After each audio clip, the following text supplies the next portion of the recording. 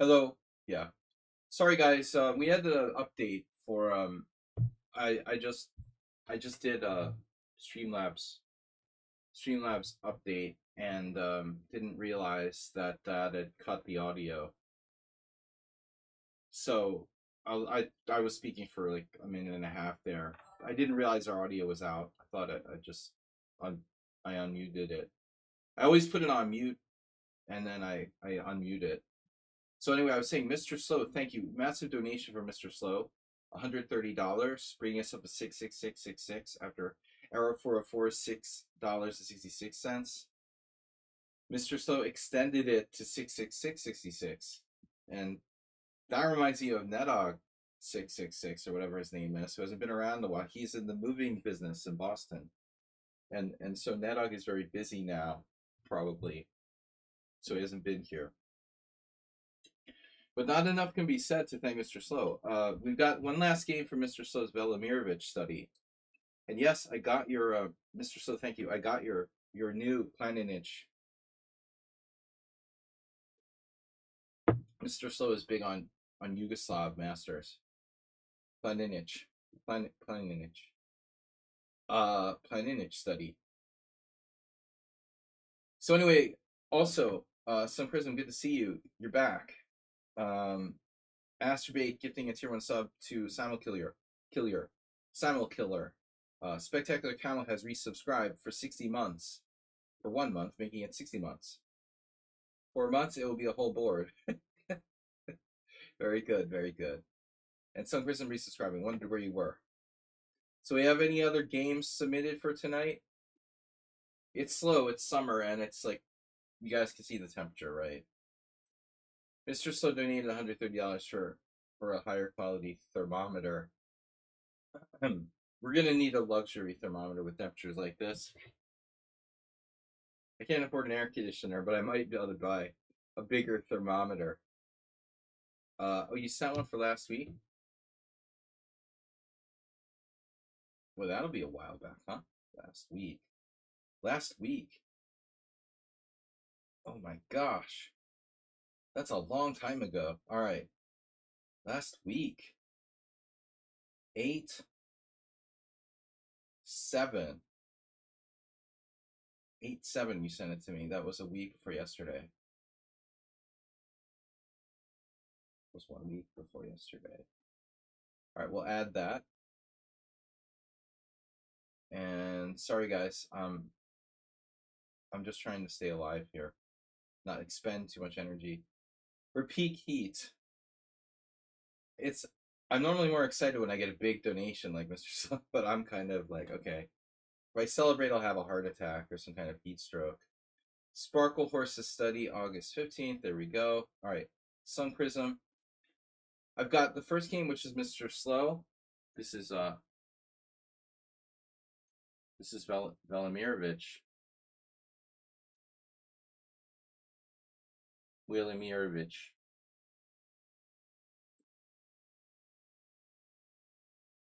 Hello.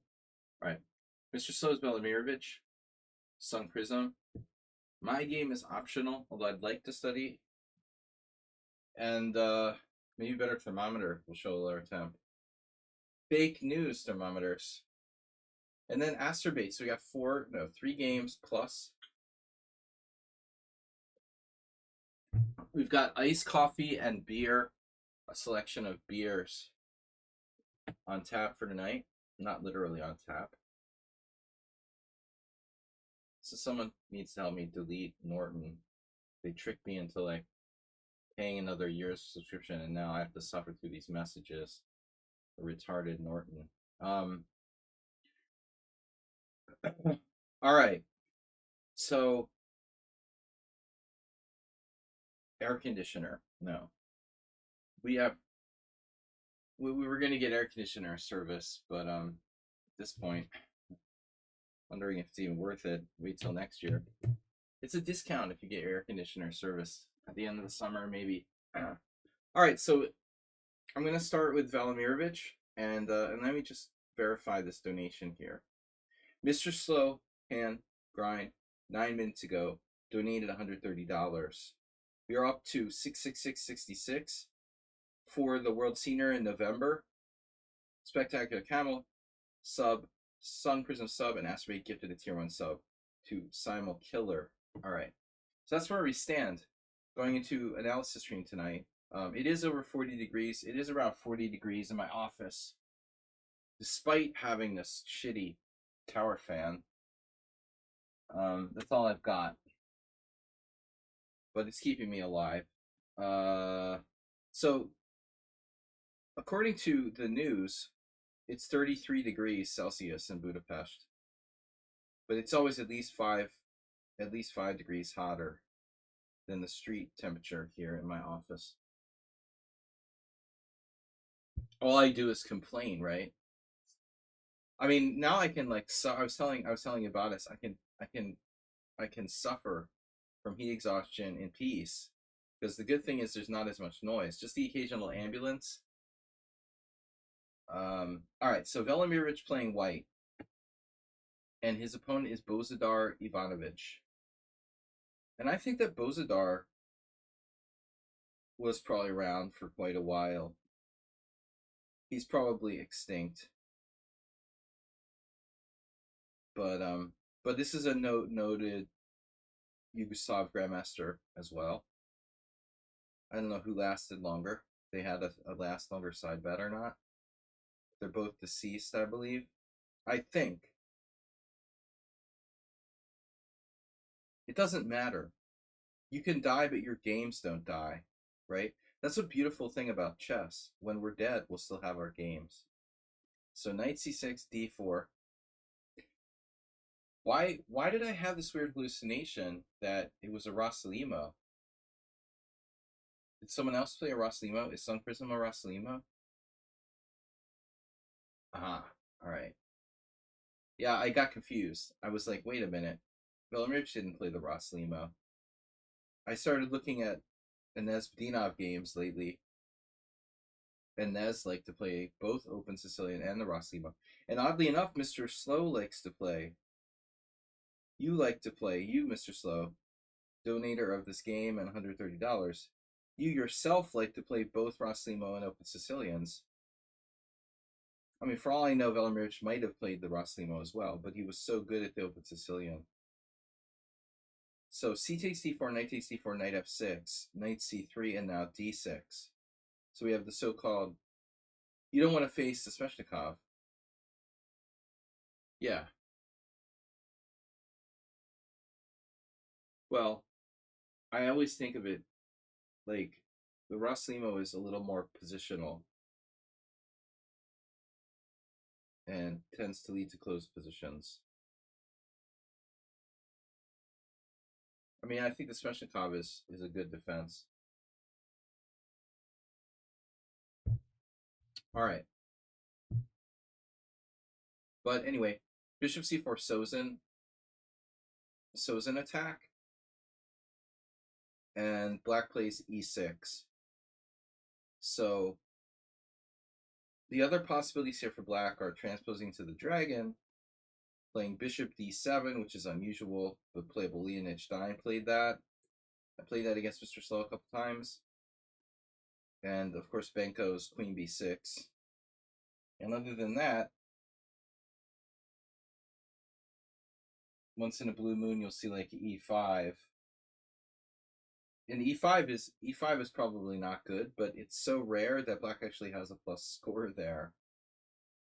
If you look at the statistics here, it's actually kind of disturbing. The Masters database has white minus.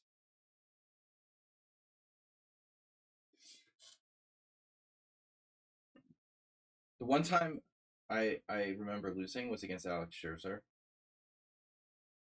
He beat me with the big toe line.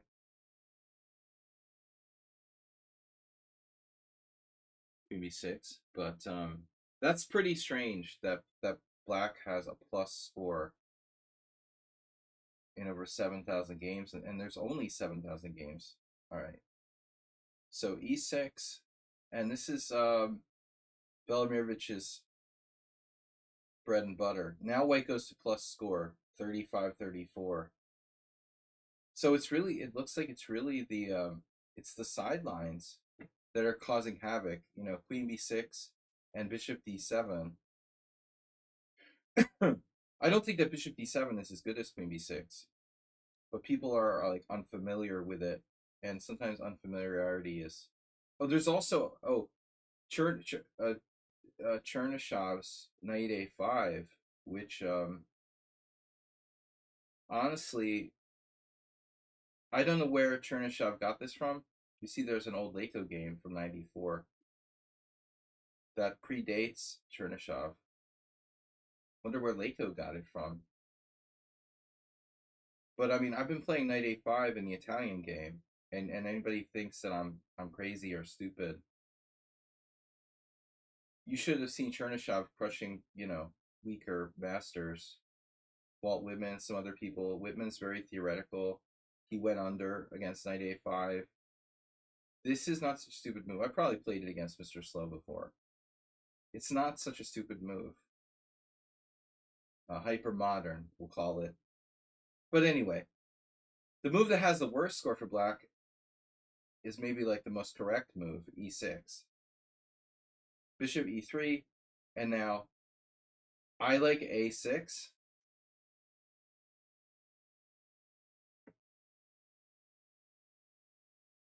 But this is more commonly played. And now we're going to see a classic Belimirovich attack. Queen e2. I think that black should probably castle. I mean, having said A, one should say B. What's the sense of playing bishop e7 if you're not going to castle? Can anybody argue with that logic? Oftentimes you're getting hit by these sacrifices like knight f5, knight d5, and they're on your bishop on e7. So it's either you leave the bishop on f8 and just don't develop the king side, or you play bishop e7 and castle. It's a little weird for me to do both. Now queenside castles. Now there are threats tactically involving like knight c6 and e5. And that's why we see Ivanovich here hesitate. What do you guys think, Mr. Slow? Is it a big deal? Is it a big deal? Is that really a big deal? So my question is white actually threatening anything? Can black just castle? Do we need to play this robotic queen c7? If castles, so it turns out this is maybe not a big deal. The obvious move is not necessarily good because black has knight d5 and the knight is a super knight.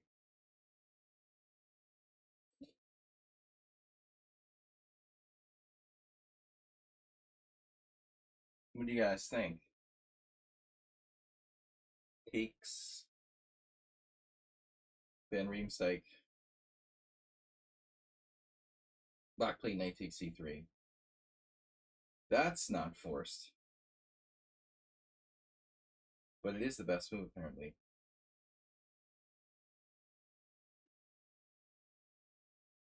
Yep. It's all smoke and mirrors. According to the computer, both sides are fine here. So the lesson of the game is, or the lesson of this variation is that this is not really dangerous. Black can castle, and white would just go on about his normal business. So queen c7. The moral of the story is that queen c7 isn't necessary for black. Here, and now castles. And now white has options. King b1 and f3, those moves are slower. So the real question is like either you play g4 or you prepare it. I mean, I've studied this a bit, but it's been a while. So the question is usually either you play g4, you prepare it with rook g1. I've had this position for black, and I lost. But g4 right away, knight takes d4. This is rook takes d4. And then there's always these e5 type moves. See, rook c4. I remember like Tal had some game where he had played g5 and somehow played e5 and his rook came across or something. But so this is like a preparatory move. Preparing g4. So the question is, what should black do? And I think I'm used to playing black, but knight a5. You wonder why there were still players who challenged him in this line. Isn't obviously a bad choice. Well, I think it was less clear back then. There was less information. I'm telling you, like I played this against my friend who's from St. Petersburg, and his preparation was like Leonid Udasin's like notebook on the Velimirovich that he inherited somehow. He was basically using like 1980s analysis that was very detailed to attack me here back in the 90s. But I mean, with the dawn of ChessBase and such databases, you know, I mean, you gotta say like, yeah, I mean, the guy's reputation for playing such system is very good, but still, I don't think that people definitively would say like, oh wow, like black's busted in the Velimirovich. You play the Sicilian, you play the Sicilian. I mean, maybe Bozidar Ivanovich only played one thing. I don't know, And people in those days, remember, like grandmasters in those days played what they played. They weren't like Magnus Carlsen, where they're playing new openings every day. If Bozidar Ivanovich plays the black side of the classical Sicilian, that's what he plays. You have to play what you know. Lev Albert goes down in flames with Alyekin's defense. But yeah, knight a5. This looks right. G4, B5, and then G5.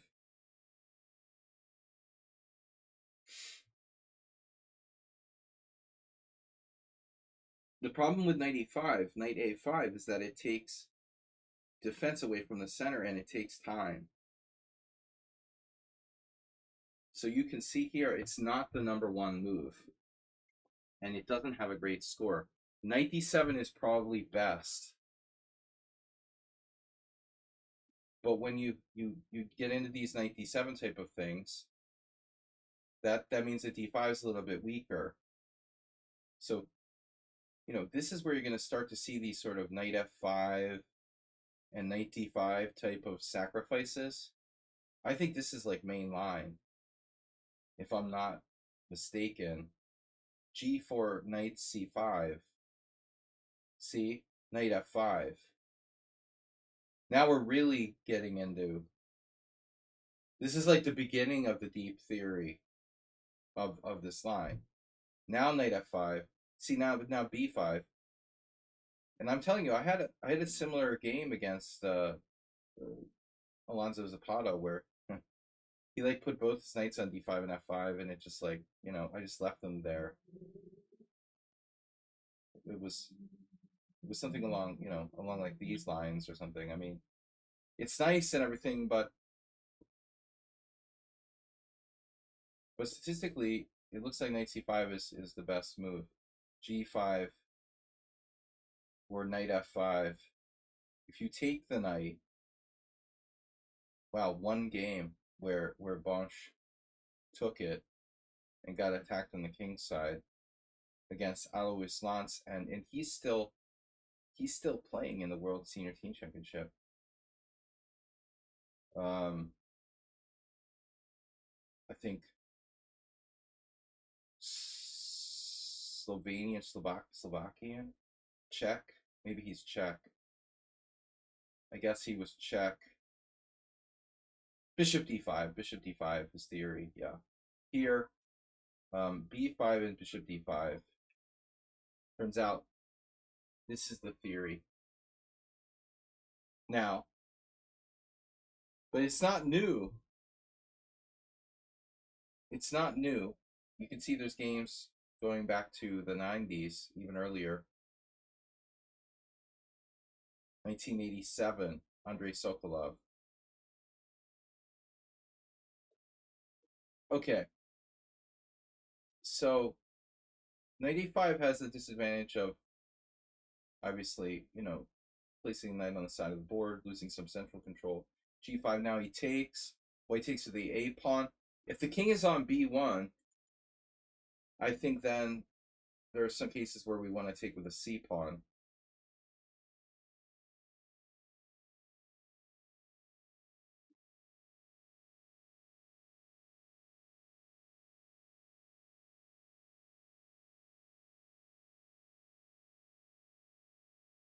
I had, again, games against different players. My friend from St. Petersburg, Tate, liked to play the Velimirovich. We had some games in Blitz, I remember. So I think Emery, I remember having some game with like Queen H5, this type of stuff. There's another Velimirovich game from '84. There's even some crazy lines where White plays Queen H6, I think. Not this position. Maybe I'm getting confused with another line, but all right, knight d7 now f4, and this move, you can see Queen h5 was played, Rook g3 was played, Knight f5 was played, h4 was played. Every attacking move's been played. I mean, White could play like King b1, but there's really no need for a defensive move here. Black isn't even attacking the e-pawn yet. So f4.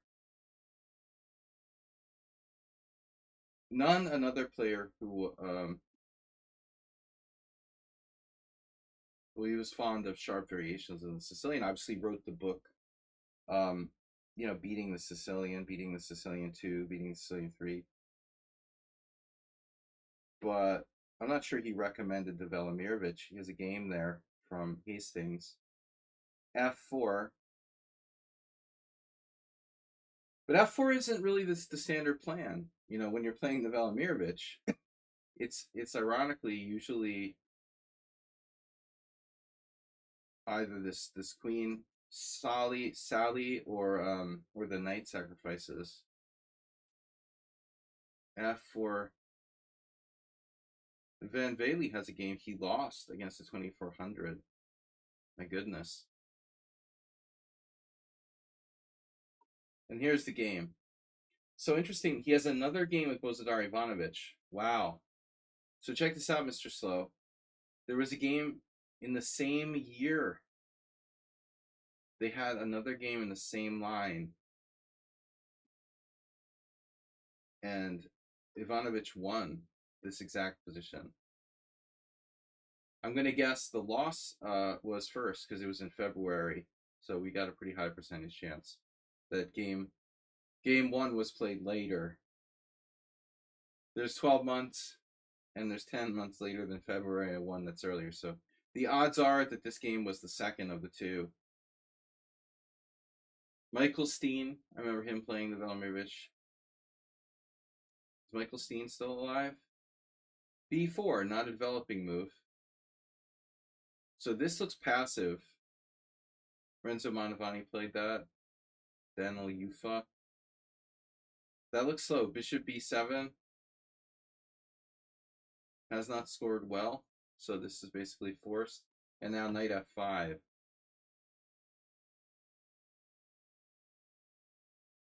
And so black has lost almost every game where they've accepted the sacrifice. Some players have played bishop d8. No name defenders. Yeah, this is like sadistic. I should say masochistic, because you're playing black here. Why do you want to play this for black? I never want to play this. That's why I don't castle. It looks like knight c5 is best. So it looks like knight c5 is best. Knight e7 check. This is John Nunn versus Aracamia from 97. I think that was played in Hastings, but I'm not sure. Queen e7, and now bishop takes c5 looks weird. John played e5.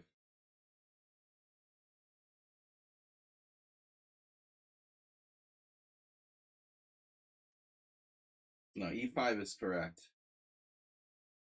But this looks like black's best chance. Seriously. I don't know. Knight c5 is the best chance. And what's white's best move? Knight e7. But this is absolutely the best defensive chance. Play knight c5. You have this check here. White takes, it arcs for bishop. Black takes. You play e5. And now black played d5.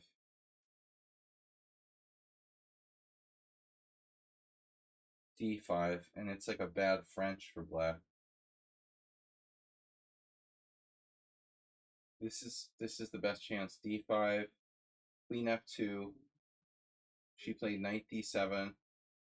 Ketevan was quite a strong player. She became a men's grandmaster. Knight a4.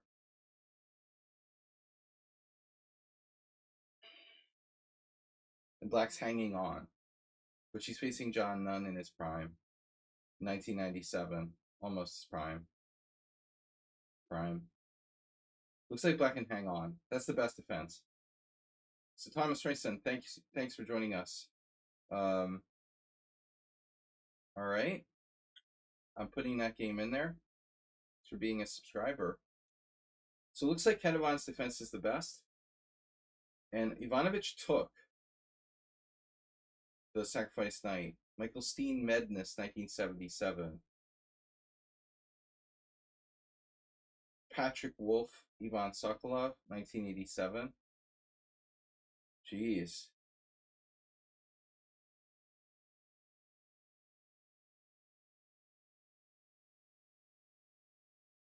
And there's some kid against Van Bailey must be forgetting his theory.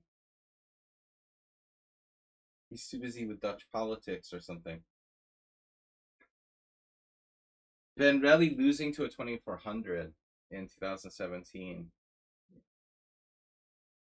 Too much politics, not enough, refreshing your theoretical memory. Black should not be playing this line. This is not good. We can forgive Edmar Medness and Ivan Sokolov in 1987 even is suspicious, but no way Van Bailey should be walking into this in 2017. This is just too strong for white, it looks like. Queen d8. And now someone played e5 and drew.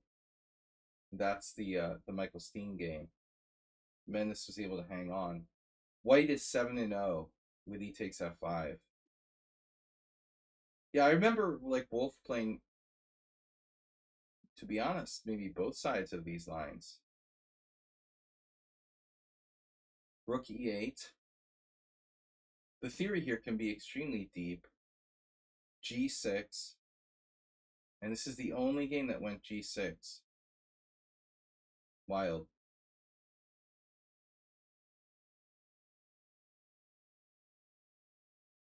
One game with f6. And 5 games with bishop d4. But the man who basically created the system for white plays g6. And I'm not going to count these last two, but Nibar, Patrick Wolf, Jeroen Bosch, they're all strong players. But you wonder, if Velimirovich played g6, maybe that's the best move. So if anybody knows this position really well, it should be him. But it looks like bishop d4 is actually the strongest. So that's been subjected to some computer era analysis. G6 is actually a mistake. Well, it was 1970. When was it? 78. All right, we can forgive him. No computers. So Drashko played this with no computer. But bishop d4, it's a counterintuitive move because it looks like black's getting out of it. You know, he's got bishop f8. What could possibly go wrong? Is this where we have the Patrick Wolf? Yeah. Guys, was I talking about queen h6?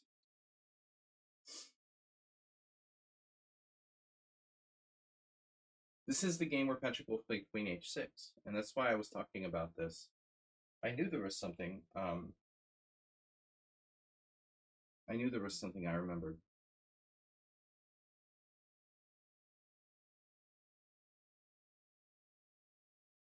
Van Velde played bishop there. Sokolov plays rook e4, bishop f6, queen e8, knight c7, knight f6, gf6. No, it's not queen h6. That's a different game. All right. I'm just curious how Van Velde can lose this position like this. Is he like losing on purpose or something? Wow. This is very strange. What would possess Luke Van Velde, like an expert theoretical player, to go into something like this as black?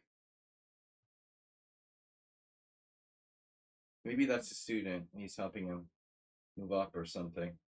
I don't know. Very suspicious. But g6 inaccurate, and now f takes g6, f takes g6, h6.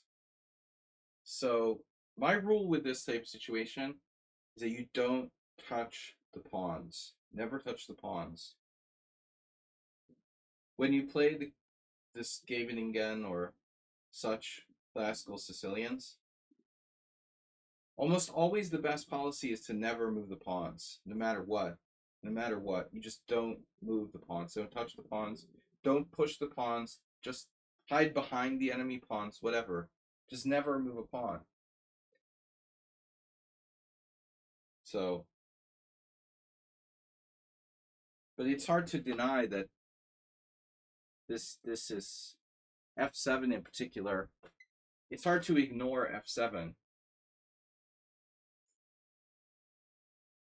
On the positive side, white doesn't have a light square bishop. Right? Thomas, let me put your game in there. Fun games. All right. Analysis board. Study. Wait a minute. Yeah. All right. Study. So are we still here? I lost my place, man. And our board needs to move a little. Window capture. It's not well centered. That's better. So I'm just trying to do this without calculating and using the engine. When I get to this critical position where white plays g6, if I'm black in this position, I don't want to move my pawns. Obviously, when you do this, take h6. You're setting up possible sacks here on h6.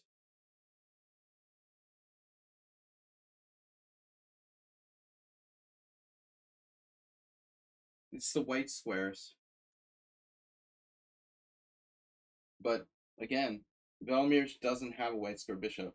Is black better off not taking on g6?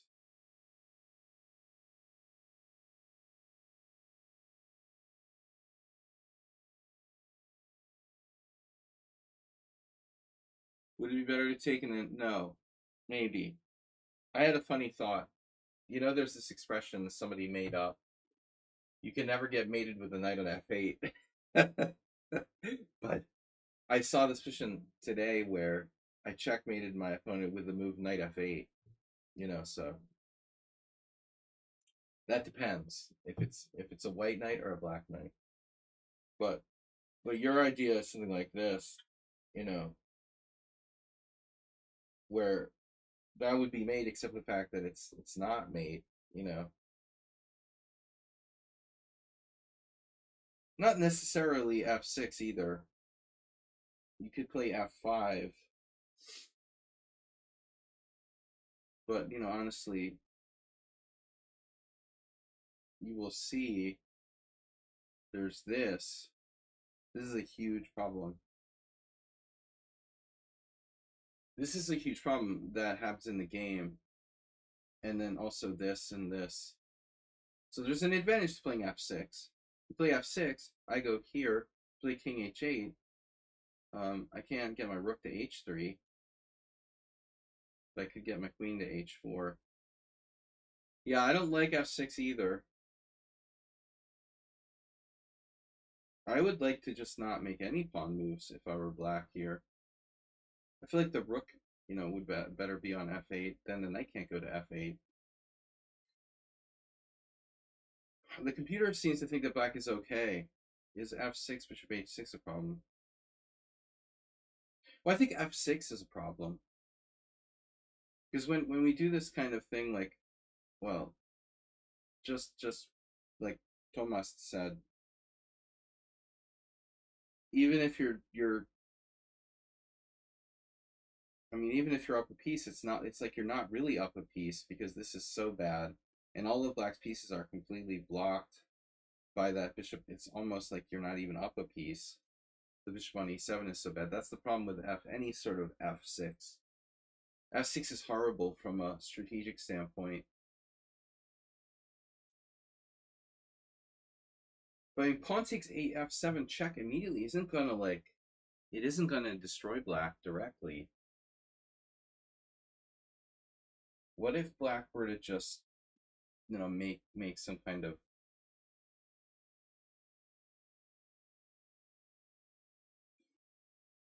that's the thing, like what do you do? What do you do? Knight f8. There's this. This is a problem as well. I'm not synced. I'm not synced. All right, we're back. Who's playing with my study? Is that me? So f takes g6, f takes g6, h6. This is kind of like a standard thing to do. Now here, here.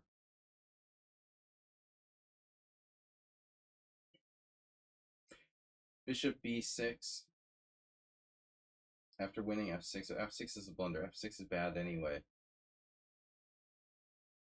But now here. So my fear is always that there'll be a sack on h6 when you play h6. In this position, it turns out it may not even be that big of a deal. He actually goes for this. And also, don't forget there's like knight c7, which would fork the rooks.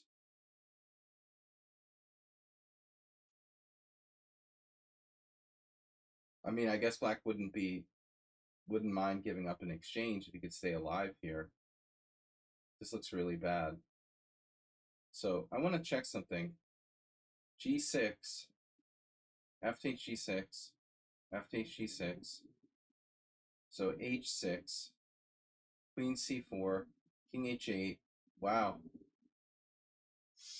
All right, couple takeaways from the evaluation here by the computer. Number one, I thought that black is close to lost, if not lost. And number two,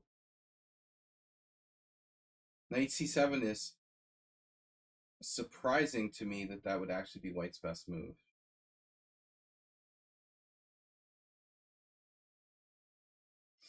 You know, and I'm not surprised, but I'm not surprised Belmirich didn't play it. It feels materialistic. It doesn't feel like you're necessarily playing for the initiative.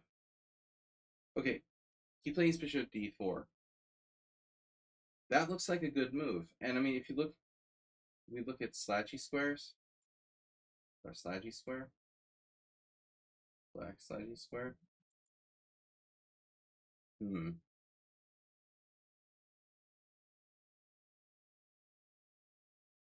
Black is smashed, flattened onto the back three ranks. And it doesn't feel like black's up a piece here. Is black a piece? I didn't notice, you know? It's like, well, I mean, you know, who cares? Um,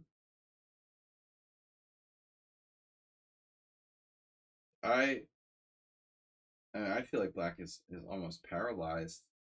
It's also hard to force exchanges of pieces. But does bishop d4 threaten anything? It's unbelievable. The computer thinks that black is okay, and that knight c7 is white's best move. This is an idea, too.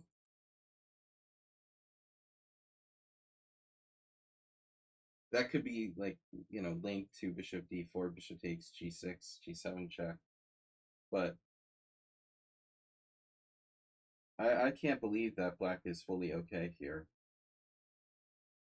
In a practical game, white has to be better. And I don't blame Velmirich for just playing bishop d4. But now watch what happened next. They say on YouTube. That's a giant pawn now. Good news is that black can move his rook. That's the only good news. Because look at the rest of his pieces are paralyzed. That's a nice bishop.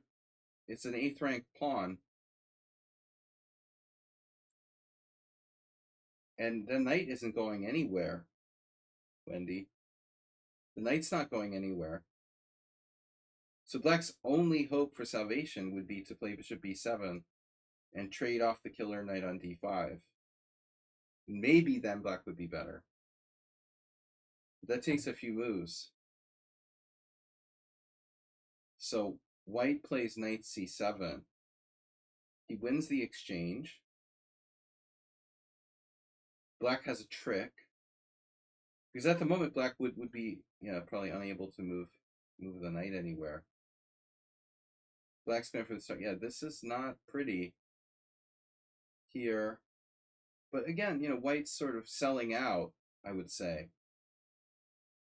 This is like when you go to the casino, you sit down at the slot machine, and you win like $300 in the first hour, and you go to the cage and cash out. And you buy, you know, buffet dinner for your family.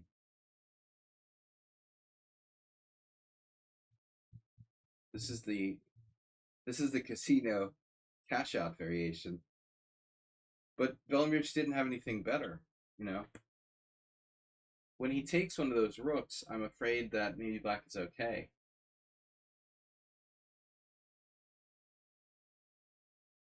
So what's the point? There's more to it than meets the eye.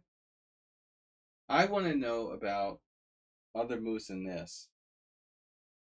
Why knight c5? Why not here? What am I missing? Inquiring minds want to know, what is the deal with bishop b7?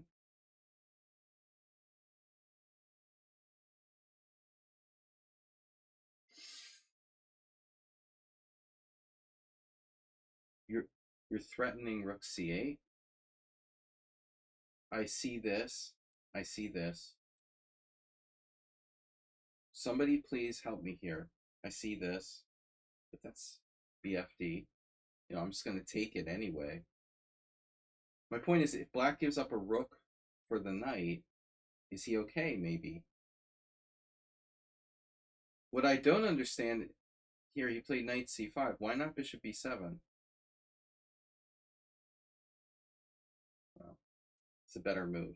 I don't understand why not. You know, I'm hoping one of you guys can explain to me, like, why Bozadar refuses to play bishop b7.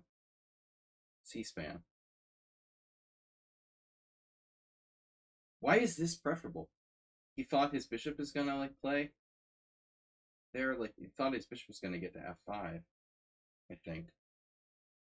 He's looking for tricks, basically. I guess he's looking for tricks. But dude, this is simpler, man. Just play bishop e7. What's the problem?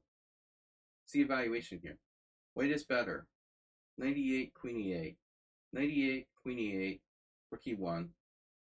And white is better. Okay, I'll accept that white is better. Wow.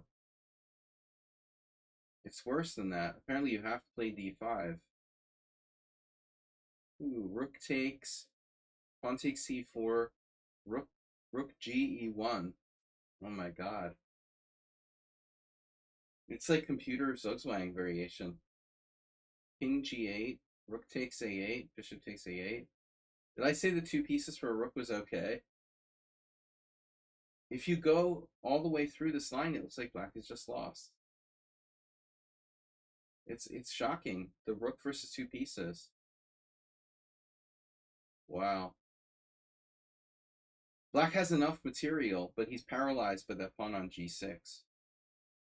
And bishop f8. So Bozadar was right. I guess knight c5 is a better try. He has some tricks here.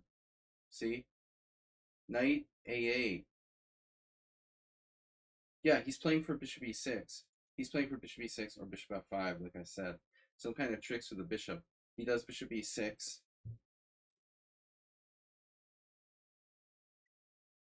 b4 is hanging.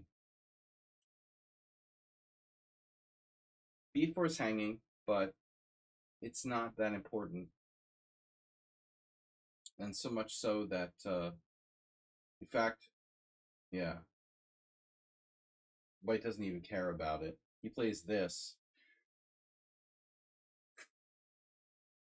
That's not good. That's coming back. So queen h6 would be a killer. We take.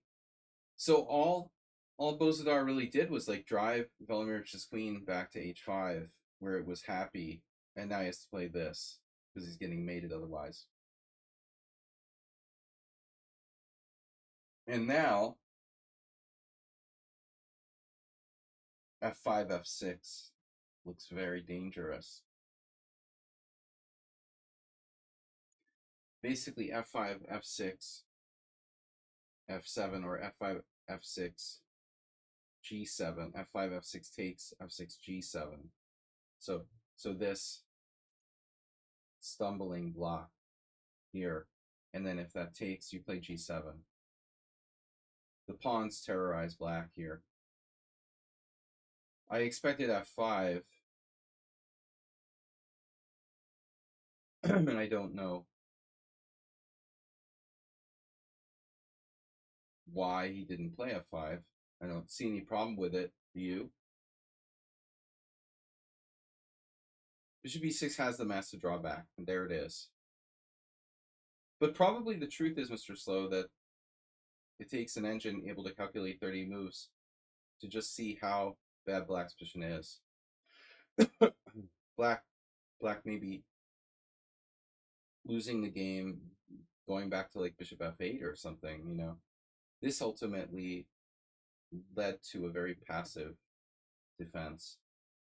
But now this is crushing queen on h5, and I would think he could just play f5 directly. White gives up the bishop, but has a very forcing continuation.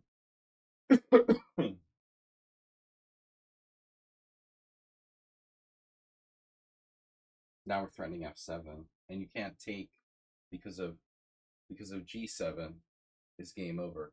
So basically, to make a long story short, Velimirovich traded on c5 to simplify the position.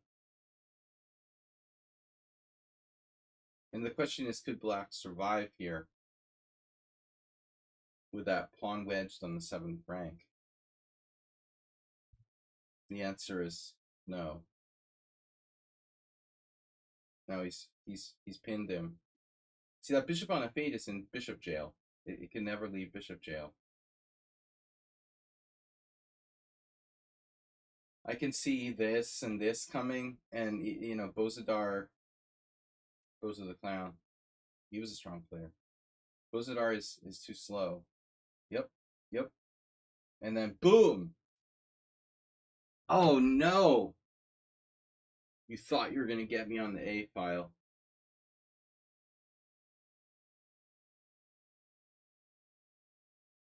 Look. You take on G6. It's not made. Oh no. Check. Check. And he has another defense. And the beat goes on. But he hides on A2. Oh no. And if G1 check, there's no check over here on A7. Oh, that's so sad. Black resigned. I'm waiting for humans to be a victim of mass extinction. But I mean, what we're all wondering is queen check, king here. This is where you like illegally take the pawn off the board. In the time scramble, knock it off the board. You claim perpetual. Pawn takes pawn, pawn takes pawn. Just take his pawn. Knock the pawn off the board and mutual time pressure. Claim a draw. There's no way to protect the G8 bishop, so the check on G1 doesn't work. And that's why he played queen E6. Black resigned not waiting for a trade on G8. And B takes A. Yeah, if only he had been time to play B takes A. A takes B. Good game, Mr. Slow. Thank you for the donation. All right, guys, it's hot analysis stream here in Budapest, Hungary. We are cruising at an altitude of 40 degrees Celsius. Oof. It's down. It's down to 39. You see that? It's down to 39 with that. We're down to 39. Cool. Very cool here. Cool 39. I'm under the shade of the roof.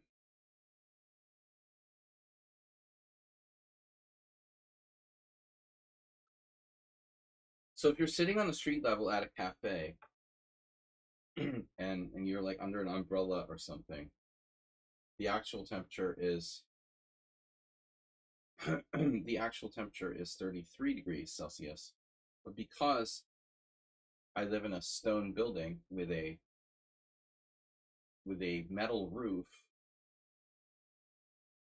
aluminum, I'm basically being heated up. Good thing is it keeps the heat in the winter time, but it also keeps the heat in the summertime. All right, I'm being cooked. Cooked analysis stream. Sung Prism versus AMJ.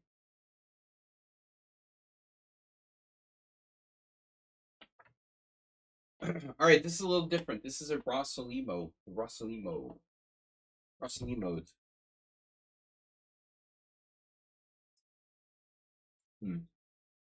Okay. As Mr. Slow says, he doesn't like facing the Sveshnikov. But this is Sun Prism's game. I like to think of this a lot along the lines of the Roy Lopez. No, commercials suck, but they're also great because they generate very little income for me. Yeah, I mean, I'm not getting much on these commercials. Like, Twitch pays me almost nothing. They're almost as bad as, like, YouTube. You literally get, like, nothing as a streamer. I should, like, disallow them or something.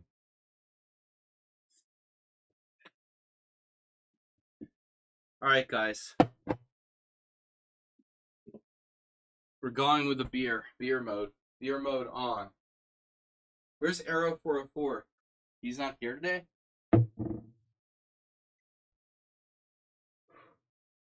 Astrobate gifting and Tier said the Dormatron. Dormitory. Where's Dormitory Camel?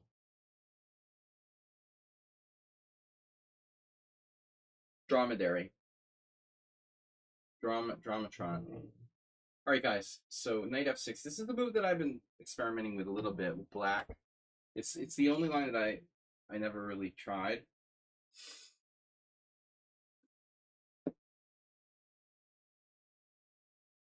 Yeah, I don't know what this is called. Like two knights defense or something. So unbelievable. Sun Prism, you really have to study a little bit. You know, this is like immediately a mistake. You did that against me. Didn't you do the exact same move against me? You're allowing queen a5 check. This line is nothing for white. So you're not supposed to play d3. It's not lost, but it's like nothing special. Because of queen a5 check, knight c3, and knight d4, black gets an okay game. So on knight e4, you're supposed to play one of the following: knight c3, main line, or maybe e5, or maybe just take. But I think this is the worst option. The other move I would suggest, which we need to take a look at, is queen e2. Like in the Spanish, usually there's some sort of problem with an early queen e2. It's kind of committal. So I don't know. All I know is, or as one of my friends used to say, all I know is that d3 is the least good option for white here. Other than just losing the pawn outright.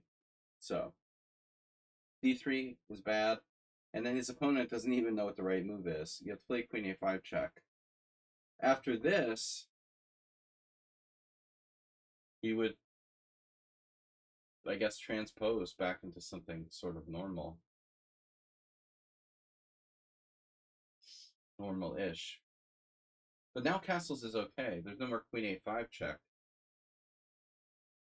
Bishop g7, and now we transpose back into another line. But bishop e5 is a mistake. That's a theory, not a fact. Bishop c5 is a mistake. Sorry, bishop b5 is a mistake. You're under chat. Pause, dude. Scroll. I hate that, by the way. Bishop b5 is a mistake because you can't play b4. Oh no, but you can. Spassky Fisher, 1992. Never say never. Shockey. That was a critical move. That was Fisher's best game from the 92 match. The introduction of the b4 idea in Arasalimo, I think.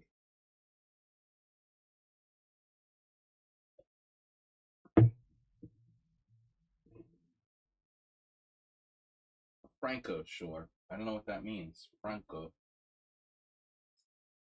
Shore. So here's the thing, right? We played d3.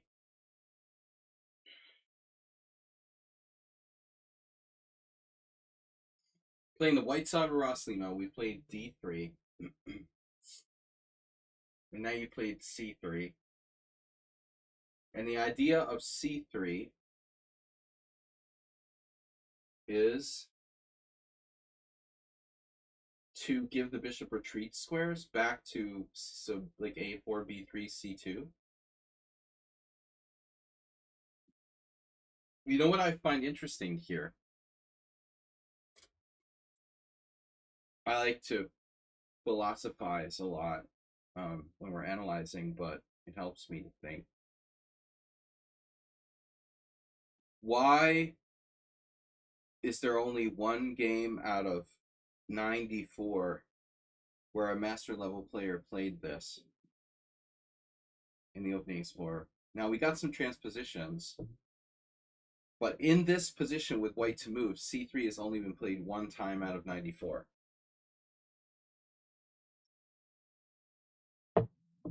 And the answer is not that c3 is bad. It's that I think the other moves may be more constructive. So rook e1, bishop takes c6, and knight c3. Those are the three big moves for white here. Strengthening over protecting e4, very classical. Chernyshov, Kovalenko. Two very Nimzovician players there, by the way. You might make note of that. I played Zvygintsev and Chernyshov. What is that? We got a notification. Error 404 is here. There he is. Oh no. Oh no. He donated $5. He knocked out our 66666. Thank you for destroying that. Do you play Jenga much? Do you like dominoes? I've never played proper dominoes. But he destroyed our 66666 with all the best intentions. Thank you for destroying that with a $5 donation. C3 isn't necessary because let me see this. Because you intend to take on C6, Shaki. Well, I wouldn't phrase it like that. You know, who knows if we intend to take on C6 or not. I'm kind of at the point where, like, if you intended to take on C6, you probably would have taken on C6 on like one of the last two moves. I've got a very strong impression white doesn't intend to take on C6. Just because you played bishop b5 doesn't mean you intend to take on C6. But I think at C3 actually, yeah, I agree. It doesn't make tons of sense if you intend to take on C6. No, I think it means you don't intend to take on C6, and you're going to keep your bishop with retreat squares. All right, it's not a terrible move. Castle. I mean, basically, you know, Sun Prism is playing like a slow D3 Lopez or a Joko where his bishop's on, you know, E5. H3. Another very quiet move. But now we've got Chernyshov and Zvygintsev again, joined by Fedoseev. So Sun Prism is in very good, he's in very good company here.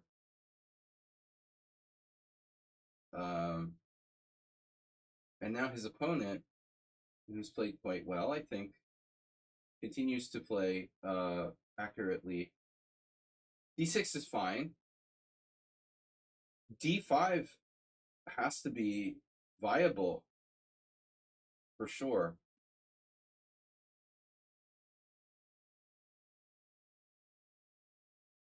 But this move is the safest, not allowing any double pawns. And then here, you know, Chernyshov plays a slightly weird move, bishop e3. But Chernyshov's a guy I've played a few times, and he likes to play offbeat stuff.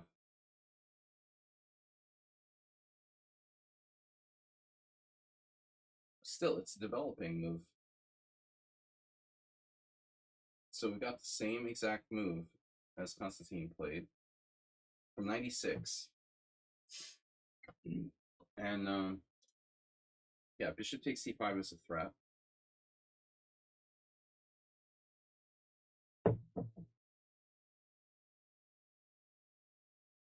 Wild suggestion here for black would be to sack a pawn. If d5, pawn takes d5, or bishop takes c5, pawn takes e4, pawn takes e4, knight takes e4. So I would say if d5, you take on d5, black takes on d5, and then you take on c5, Spassky style. when black wouldn't really have quite enough compensation for the sacrifice pawn, but maybe there's something there, you know.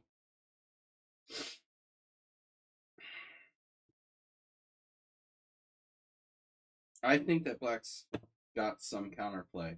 It would be an ambitious play for black, way to play. So, some Prism's opponent plays a new move, b6. Chernyshov's opponent, wow, Chernyshov lost. Okay, this was an old game from '96. He was possibly not even a GM yet. It was a very old game. 96. I think that Chernyshov is older than me, but not by that much. He's probably maximum 60. So if he's 60 now, 28 years ago, he'd be 32. I don't know. But anyways, b6, and that preserves the ability to play d5. And now I need to ask the question, why did black not play d5?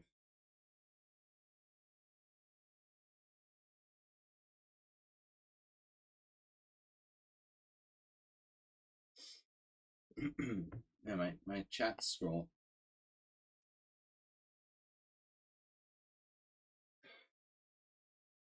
I mean, black, you know, this I don't know, man. I mean, like, take and then push. You could do that, but it's a long-term price to pay for that. I don't know if you want to give up your light square bishop. So anyway, d5 is a good try for black. It's the most active move. Black plays this, and we transpose to an actual game. And now, white switches plans. And why not? Because black has been kind of hesitant here. Why not? Black's play, you know, again, he passed his chance to play d5 on several moves. And so now, d4, okay. Now black takes on d4. And I'm not a huge fan for black of the c file, but on the positive side, at least white's knight is on a quiet square. I'm trying to analyze this game, like, you know, objectively, not like from either perspective. Although our e5 viable for black, geez. Okay. It's a good question. Right. It's too late now, but yeah, black's last chance to play e5 was only chance was probably now.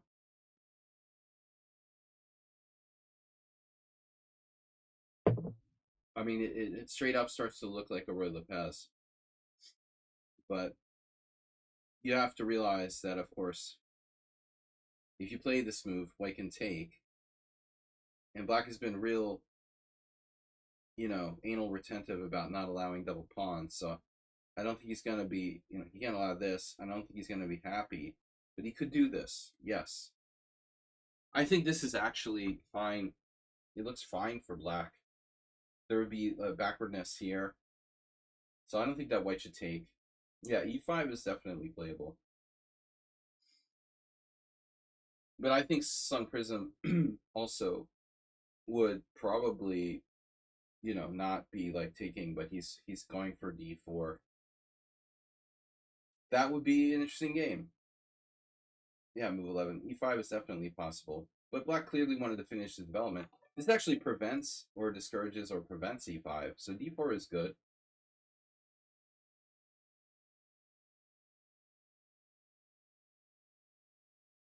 And black doesn't want to get rolled here. You know, Asterbait, who just gifted a tier 1 sub to Cobain 64. Boom, boom, now what? You know, this is the problem. Now what? Does black have to play like d6? Because d5 is possible, d5 is possible, d6 is possible. Black is like Mr. Patient. He played rook c8 now. What is black thinking about central control after CD, CD? After CD, CD, I would question my upbringing in chess. Well, look, Mr. Slow, you may not be as hyper modern as some other players. I'm looking at black making a stand now.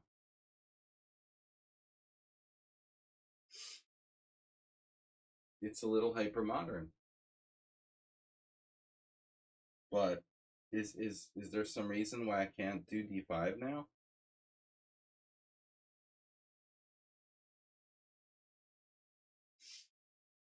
You're gonna have to push.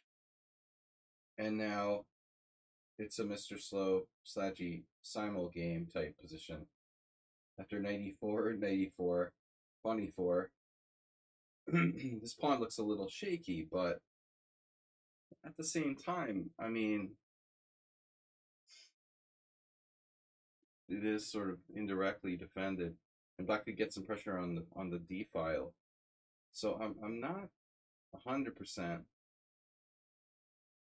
I'm not 100% sold on the fact that white is like crushingly better here. On the other hand, you don't have to take, right? What would Mr. Slow do? Mr. Slow would play like Queen C1 and then crush me in a 0 centipod lost game or something. No, but you don't have to take. Obviously, you have a space advantage. White has a space advantage.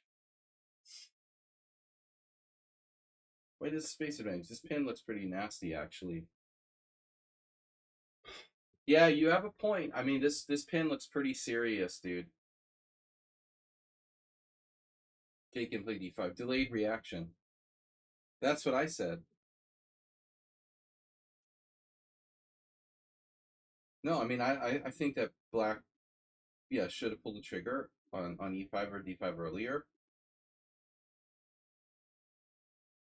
Just a question, is this... By the way, Mr. So, have you ever seen, like, the d6, c3 Sicilian lines?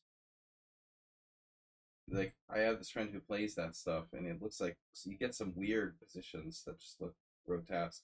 But, for example, is it that easy if I just play d6? Is it that easy?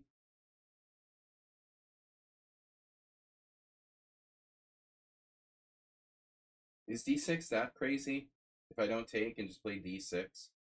I understand that white has the ideal center, but it's not that simple to like kill black here. I mean, this isn't exactly like the most dynamic setup for white ever seen by man. Knight on d2 is always like crushing.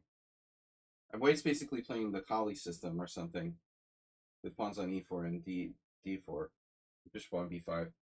No, okay, it's not the most coordinated, devastating setup that white could possibly have behind those two like ideal central pawns. Yeah, maybe d6 is better than what he did, honestly, because he's opening the c file kind of mindlessly here, and then here. Well, he's intending to play queen b8. Roman used to play like this with black.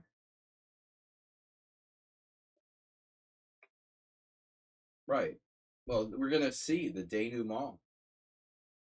Okay, Roman didn't do it in this position, but it's coming down to Richard Reti. Hypermodernism. But I mean, okay, Sun Prism, you don't have to do it. You don't have to do it, Sun Prism. Don't do it. Don't do it. You know what? I don't like to calculate like everyone else. A calculation hurts my brain.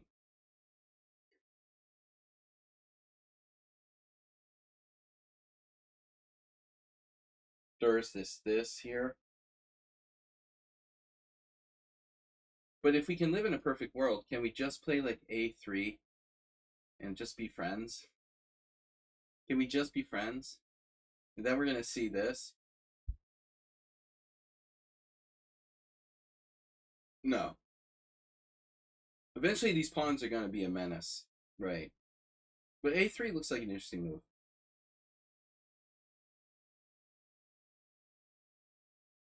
Now what?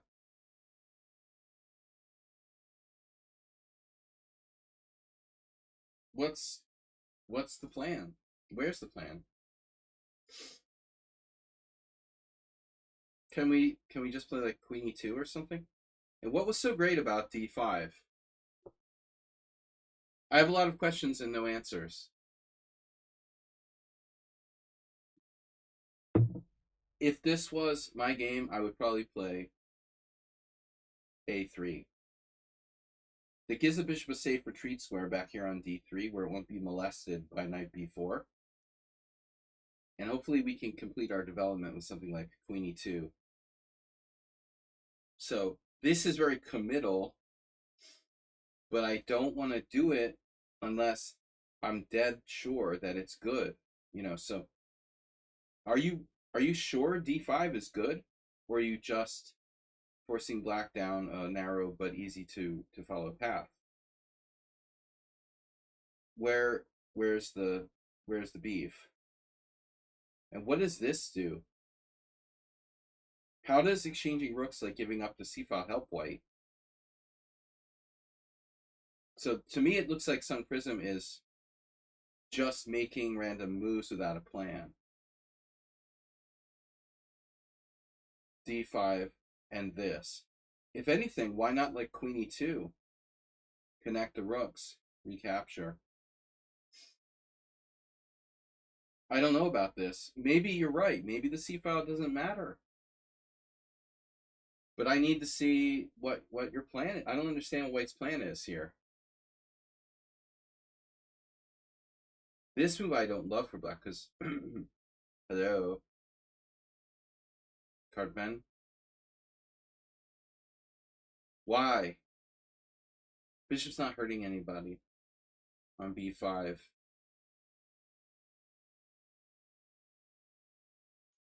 On both sides. Oh no. He did that.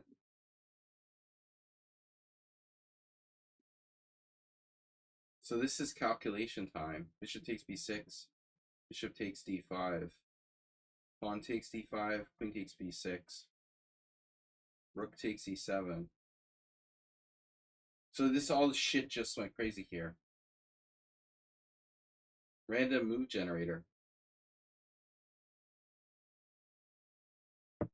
Can I have a random move generator, please?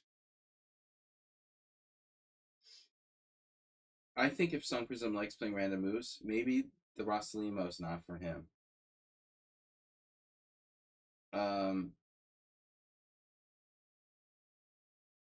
You have a space advantage, more space. Black is cramped. D5 was iffy. Losing the C5 was iffy. And it looks like white still might be fine. But after this, all hell breaks loose. Like, what are we doing? I don't understand. Maybe it's good, but it looks totally like unclear to me.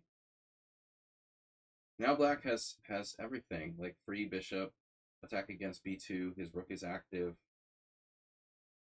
What are you doing? Take on e7. Did you see that? Like, just random 5 exchanges happen. The white has like 55 minutes. Can we just roll the dice for a random result? I'll get out my Dungeons and Dragons equipment, and maybe we can have a random monster encounter. We can roll for a random monster. Maybe you should try dice chess, and you and your opponent should try dice chess. Because both of you have like way too much time for this continuation to even like happen. There's no way this makes any sense for both sides. Maybe it's better for black. It all started with d5, but it's far all too random. They have 50 minutes and it turned into a 3-minute blitz game. And now black is pretty free. Oops.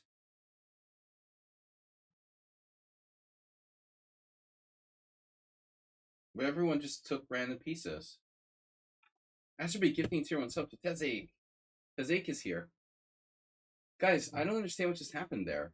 It was just like they played a normal game until move 17, and then white turned into like a 1500 and black turned into an 1100. And they just like made a bunch of random moves.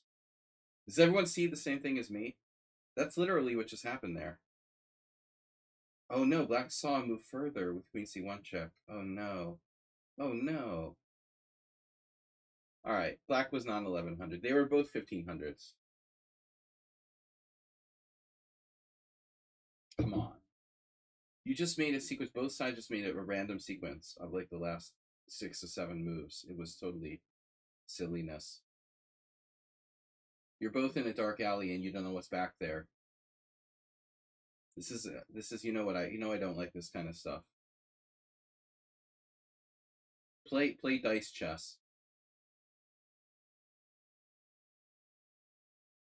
Roll for a random move.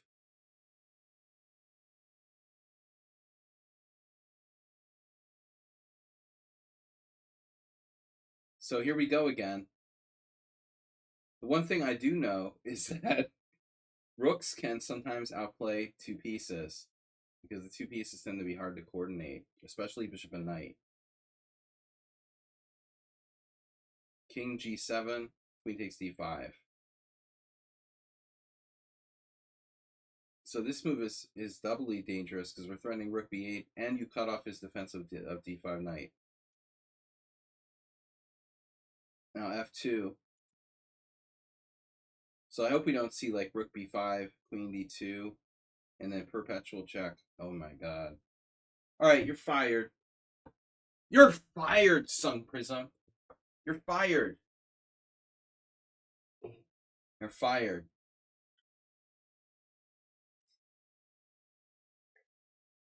He doesn't listen. Okay, I'll give him a break because it's like summer vacation. But dude, this is the poster child for why we're not playing 3-0 Blitz, basically. You played a 3-0 Blitz game in a 33 move classical time control. That's deep. All right, next. My game can just be. Please wait. Acerbate. No, it wasn't deep. It was a good opening, and then they all just started playing random shit. You know what? What's interesting? They played better when the position was closed.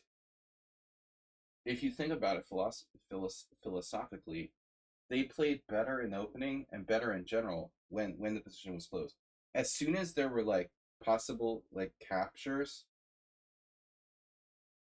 both sides just started randomly doing the first thing they saw. You know, it's so funny. Like, if I can take something, I'm there. You know, it was bad. All right, so this is Acerbate with black. Now we're gonna see some real chess. Stone Prism, what can I say? You know, you gotta take your time. Try to control the game.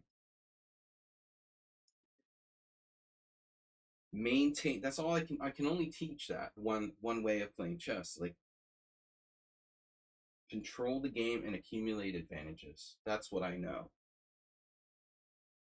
I can play other styles like maniac attacking or whatever, but my best understanding of chess is controlled aggression and accumulation of advantages. You're not doing that. You know, after a point, it just got random. All right, next game. Acerbate.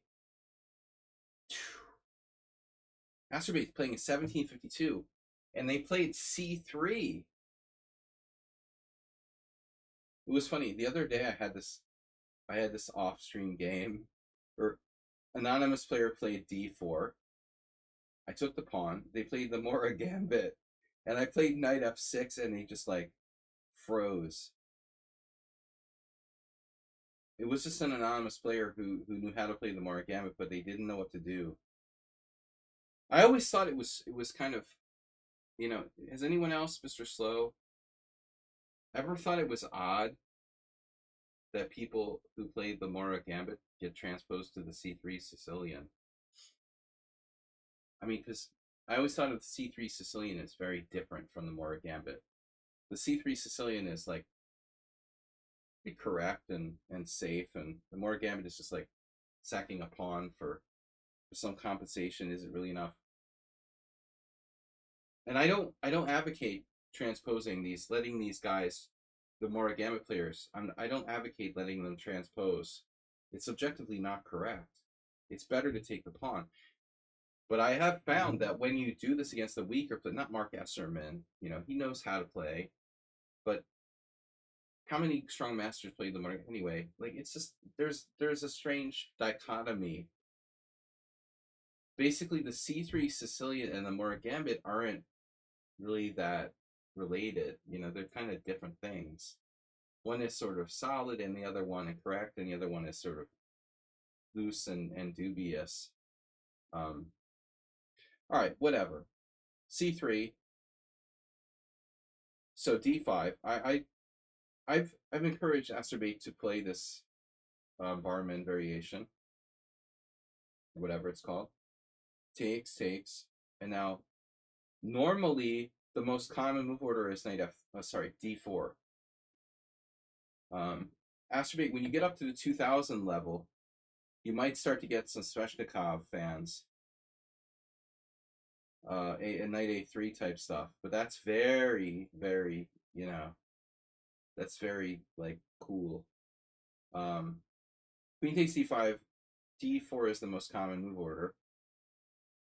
As I've told Acerbate before, I advocate kingside piece development first and foremost against the C3 Sicilian. You should focus on kingside development. G6 is also fine. I would stay away from the knight C6 type of stuff because it's harder to play. So you know exactly what you're doing. But Acerbate faces knight F3.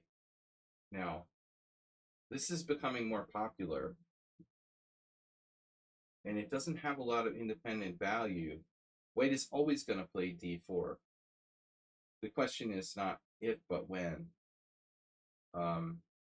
So you got to ask yourself, like, what's really the point of knight F3 versus D4? Like, White's going to not play D4. You can't not play D4. You can merely delay it. Like, the point could be, like, for beginners to encourage Black to go too far. This move might be good. Look at this. My old friend Alexander Chernayev played against the Red Baron. I mean, you know, the Red Baron played E5 against Chernayev, who was a longtime C3 Sicilian player. But this is kind of like what White's hoping for with that knight F3 thing. It's hyper modern in a way. He's not like, oh duh,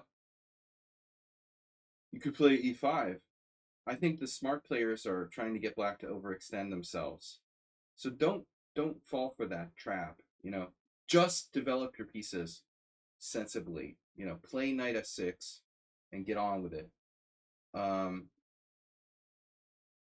did you do? You did G6.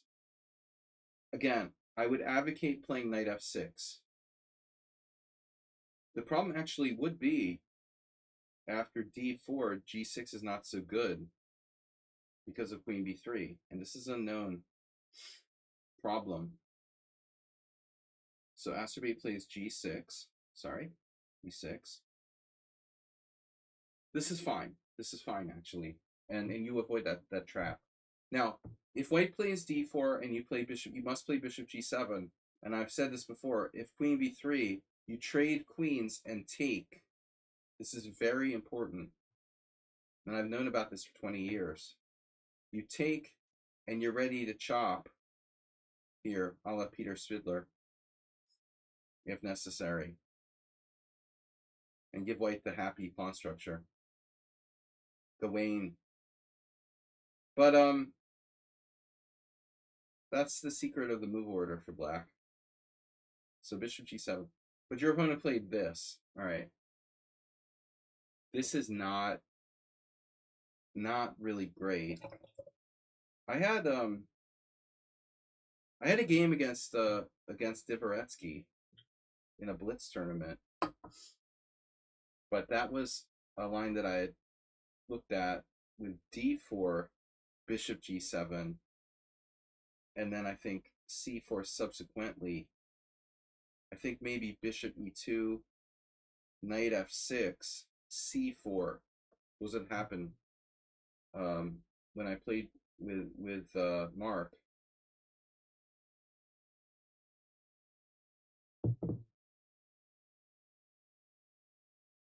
But at the time, I thought like this was the best move. It may in fact not be the best move.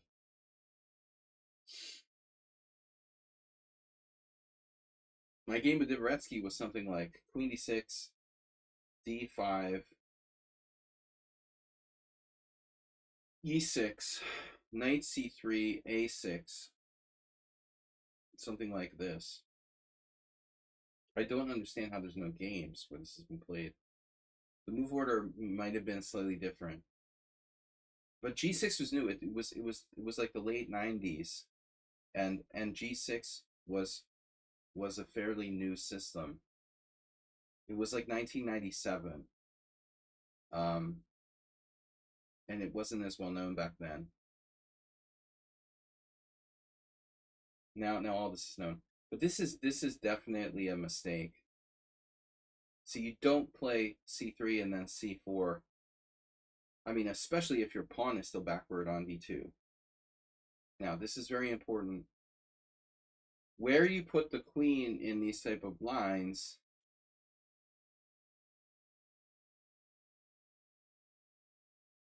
the answer is, what's the answer, Masturbate?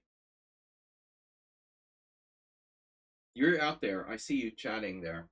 I see you chat. Where do you put the queen in these type of lines? And the answer is, there's only one correct answer. It's not a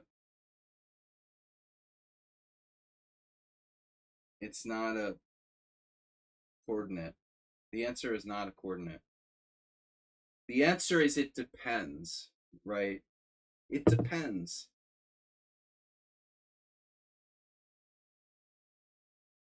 But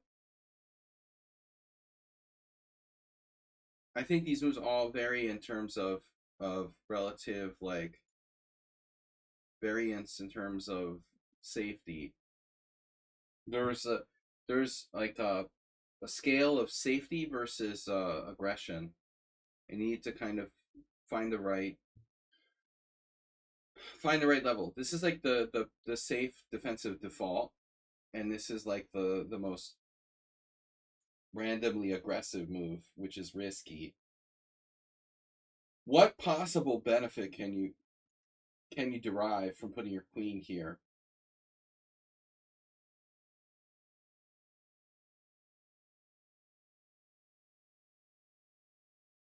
Well, maybe white will resign in fear, right? The first possibility is that white resigns in fear. Second possibility is that he voluntarily trades queens, allowing you to like equalize or even have a slight advantage. But ultimately, this move is a mistake, like it is in the Scandinavian, because your queen is just going to be attacked by the enemy knight. If you were to play queen e6, I would say, okay, that's a little bit better, but still probably not justified. So I think your choices are really d6, and d8 for the most part. I would like to play queen d6, but when you put the queen on d6, it has two ways to be attacked by the enemy knight. To be mindful. I would play knight f6. I would play d4. And if you choose to not exchange here, we could transpose. We could transpose to Dvoretsky versus Slaggy, Random Blitz Tournament, 1997. I still can't remember what happened in that game. I can't remember. I didn't win. I might have lost. It might have been a draw. I feel like it was a draw. Like we had 2 draws with Dvoretsky. He was mostly training, but no, this is bad, Asterbate. You should play Queen D6, and if you're unsure, then play Queen D8. It's very rare. Like Queen F5 is a good move. So the closer to home, the better. But here it can be active and not as prone to attack. All right, so this is a terrible mistake. White plays this, and that's a mistake. He has to play Bishop E2. Congratulations on winning the under 2000 Blitz Arena. Under 2000 Blitz Arena.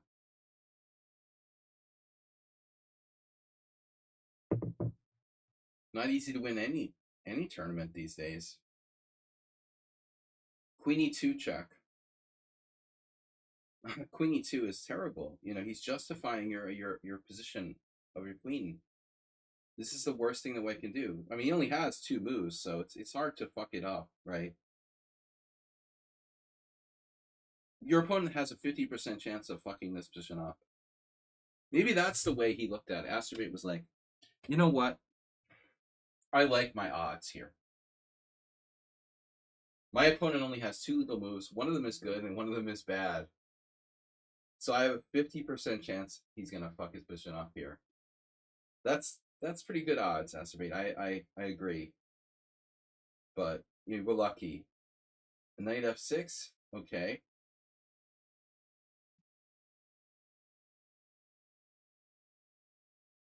Now, first interesting move of the game. This is where we start to see Asterbate show some talent, because most people would have played Knight F6, and it's not a no-brainer. So this is a nice move, because notice that keeps this diagonal open for Black's bishop, but that's not the only reason it's good. The other reason why D6 is good is because you have Knight F5 and Knight D4, so it's like focusing on the D4 square, which is a weak point in White's position. White can't. It's like a ready. It's like one of these bad readies where White has like, he can't play D4. If White can't play D4, White's worse, not even equal. So this is a funny move.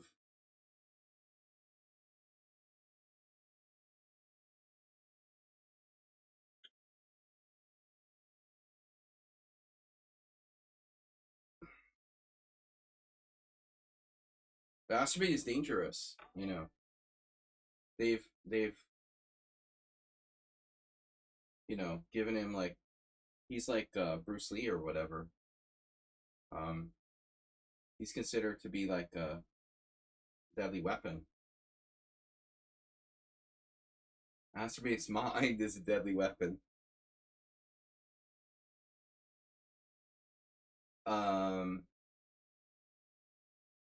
No, man, I mean, nice. You've got a very nice edge here. Some kind of slight edge. Be like water, my friend. His hands are deadly weapons. His mind is a deadly weapon, but he went from like playing a ridiculous move to being better after 10 moves. Now White falls into the trap. Simulkiller, I love you. I'm glad you're a subscriber. I don't have to like ban you. 95. Mistake. Only Asterbate would appreciate this move. Threatening the 1-move fork with no development. Castle. Now queenside castle. So here, and maybe here and here. Black's domination of the d4 and the failure for White to be able to achieve d4 has led to a long-term positional disadvantage. And that's all you really need, and then White is going to have a hard time getting out of this. Can I analyze your game? I can. I might, but it's a little late. but I'll think about it.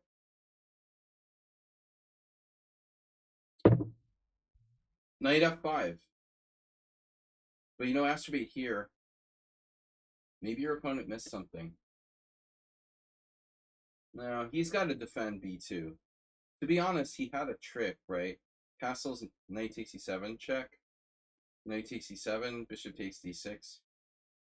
But it's probably a good trick.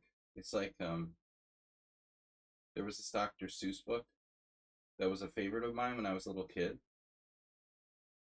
called Sam the Firefly.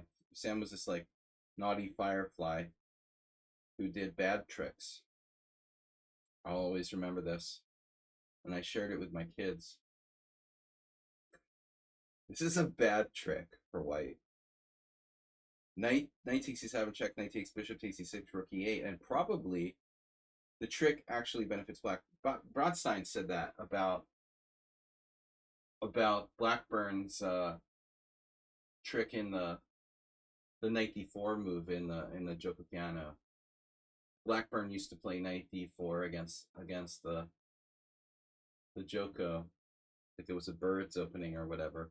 It was just a trap. It was like a dubious trap. This trick actually helps black probably. Ultimately, bishop takes c5. Bishop takes b2, and black has the initiative. Black is a pawn down, but has the initiative. Anyway, castle with superhuman, skill like Astrobate. One doesn't need like to calculate. I was thinking bishop g4, but again, if knight e7, knight e7, bishop takes d6. That's my fear, boys and girls. Now we're 2, possibly 3 pawns down. After rook e8, bishop takes c5, rook c8, it could be 4 pawns down for the initiative. No, it's just 3, sorry. So what do you like? 3 pawns for the initiative? Or 3 pawns?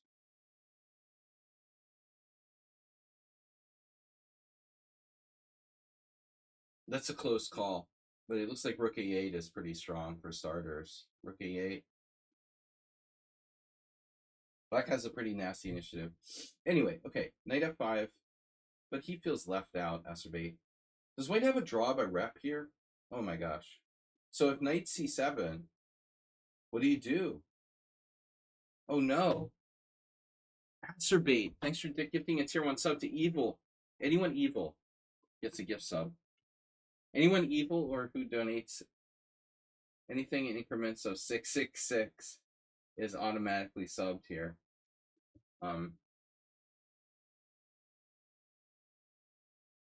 We like mocking evil. If there's no God, there's no devil either.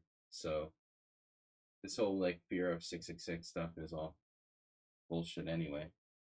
Astrobate, what are you gonna do? Take a draw? You're gonna click the draw button like you did against me? No, after rook b8, you have e5. Actually, there is an interesting move, right? Knight a6, but you can take, and your rook's defended.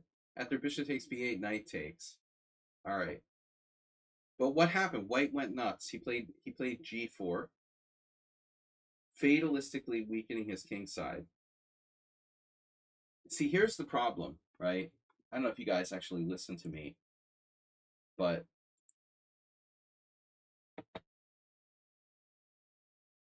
one guy told me typically what happens is people lose, not because of the first mistake, but the second mistake. And that's a good expression, and I think it's true a lot. But what induced white to play g4 is I'm sorry, I froze. I'm like Joe Biden from I'm just thinking, wait a minute. Where is Ubanis's game? Ubanis was supposed to submit a game. He might not even be here anymore. No, I just suggested it. Maybe he never did. He just came, he subscribed. He didn't necessarily submit a game. Ubanis would understand what I'm talking about. with g4. This move is, he had a similar game we looked at today in a Caro-Kann, where Caro-Kann type position or French type position, like where the guy went g4, just like weakening his king side. Just because you can, you know? Like white wants to be aggressive so bad that they'll just accept any kind of aggressive looking move. Yes, you can. Simul Killier. Why do I do that? Killier. Simul Killier. Yes, you may submit any game you like, as long as it's not a bullet game from chess.com. And it's not the London system. Okay, no London system, no bullet games. But the choice of game is up to you. This move is so bad that white's position is bad. But you go from like slightly worse to lost as a result of this move. I mean, that's how bad it is. On the lichess, yeah. This move is so bad, you like literally go from clearly worse or slightly worse to lost. It's so bad.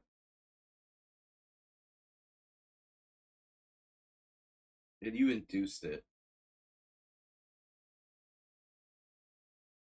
Now, we have to calculate. I know that's hard, Acerbate.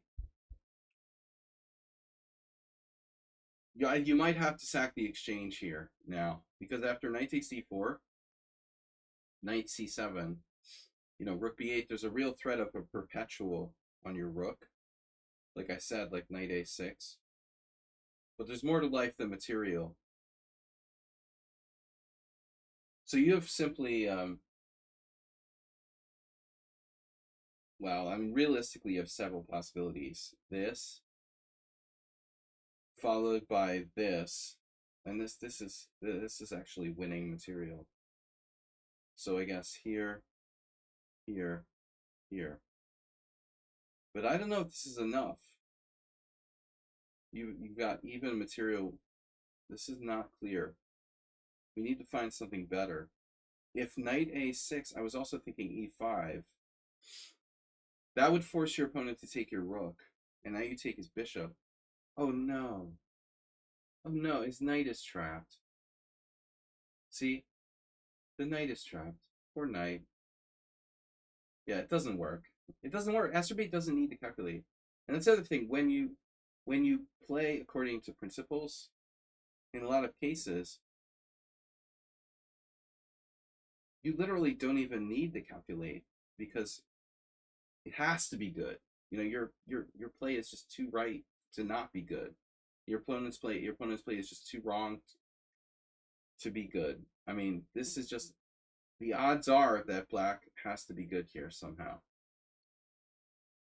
There's no good move for white. Let's try a different move. Knight e6. God, that's terrible. No, I'm losing my mind. Okay. Anyway, all right. Even your opponent wouldn't be that stupid. He does bishop g2. Oh no, he dropped a piece. The worst move ever. That was good, Acerbate. You deserve credit for this because you made this move in like unbelievable. In 10 seconds, he saw a 92 check, and this move just became available. It's not like, oh, I've been banking on 92. That move wasn't possible like the whole game, and it just popped up now. Acerbate saw it in 10 seconds. He didn't play bishop takes g4. Boom. You win a piece here with bishop h6, right? You win a whole piece. No, you don't. Oh no, you don't. Oh no. Oh no. King d2, you win a piece with knight f4, bishop h6, and e5. Oh no, he gets away. I'm praising Acerbate for a blunder. I'm doing that. I praised you for a blunder. Well, this is hanging. It's not that simple. Maybe it's not a blunder. This could be the best move. Let's see. Check. Here. Takes. You draw him away from e7. You're picking off g4. And you can, like, fire this, like, high-powered rifle down the b file if he tries to take your pawn on b7. Beautiful. Beautiful. I still think Aspirate's getting better. This is insanity. As Mr. Slow said, that's crazy. Look at that. No weaknesses. The bishop pair. Look at this position. Mr. Slow. See Astrobate when he's on? If you get him in the right zone. No, he looks like he's a master, seriously. I would think like black was 2200. Easy. You know, bishop takes g4. He's just killing this guy here. Game over, man. Game over. I resign. F3? Dude. I mean, now there may be like, there might be some kind of ultra accurate sequence that checkmates white by force or something. You honestly have maybe bishop d7. What I like about bishop d7 is that when you grab this pawn on b2, when you grab that pawn on b2, however, you know, you're gonna get in here. But frankly, yeah, we probably want to think about rook d8. But anyway, okay, it's neither here nor there. I mean, this is very good. This is winning. Bishop f5, it's just splitting hairs. Bishop e4, check. Now we have to finish him off. Look at this. Wow. Bishop d7. See, that's why he didn't play bishop d7 right away. He wanted to draw. He drew the guy's bishop back to e4 so it wouldn't be annoying on a6 with bishop f5. Then he goes back to d7 with the idea of rook b8 and bishop a4. That's beautiful. Now white's only chance, well, there is no only chance. Like rook d2 is the only chance. But that allows rook d2, king d2, and bishop h6. He played it too. Yeah, Astrobate. Now, unfortunately, I'm not sure. Maybe it's better to just win a whole piece here with rook d2, bishop h6. But he went for door number 2. Astrobate's playing for mate.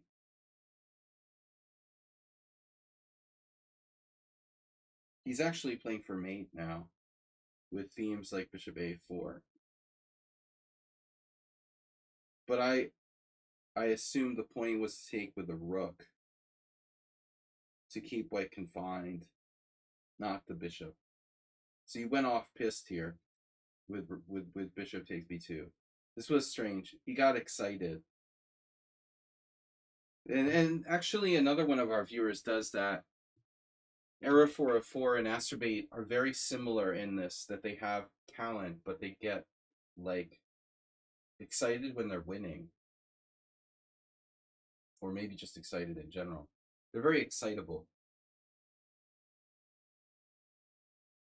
Maybe a good maybe some Wellbutrin or something would help, but nevertheless, this is wrong. You could have won a whole piece as it was, so this is really awkward, you know. Take with a rook, keep him tied up, and you got this coming. Still, it's good. Now he just gives you a free knight, just because he's nice. He's a nice guy, and he didn't have to do that. He didn't want the free knight.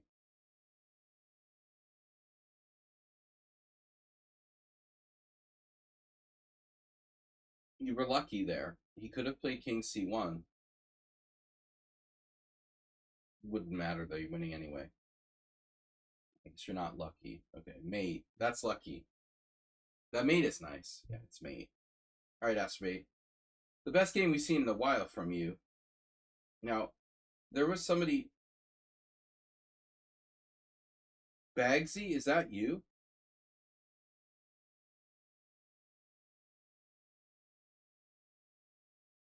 Wait. Is Simul Killer? No, you're checkmate 944. But Simul Killer said they submitted a game. You sent me 2 games. I didn't get any games. No, I didn't get any games. I got this game from Bagsy.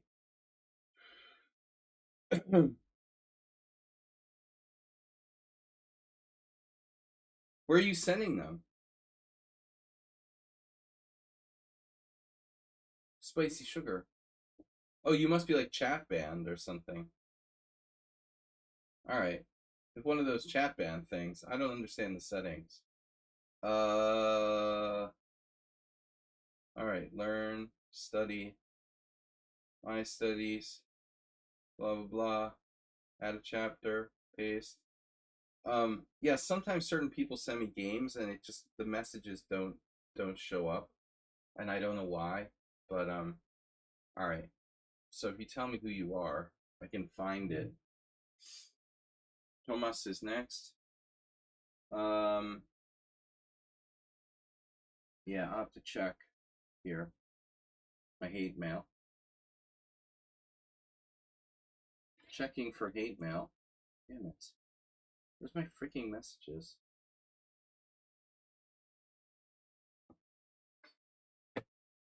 Where is my messages? Inbox. All right. All right, I'll just lurk. I'll look. So you sent it to the wrong person? The wrong Sparkle Horse?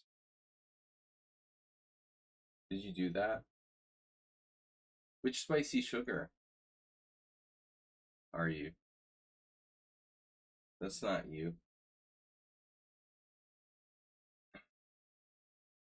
Let me send it from another ID. Yeah, okay. Whatever. I'll see it when I see it. I'm gonna do this game by Tomas.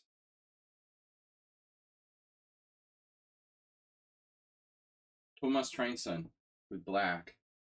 Thank God no one's submitting. Thank you guys for not sending games against me from this week's Simul or something.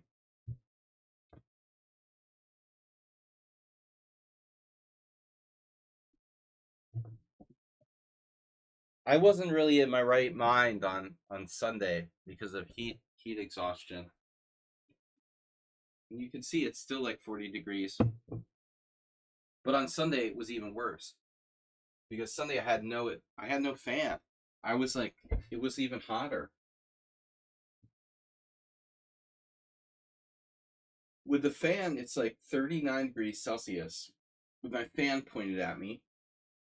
And on Sunday I had no fan. I was fanless.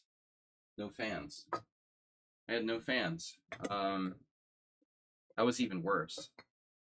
So it must have been like 43. My mind was melting. Aspie, thanks for the gift subs. Was Tezek actually here today?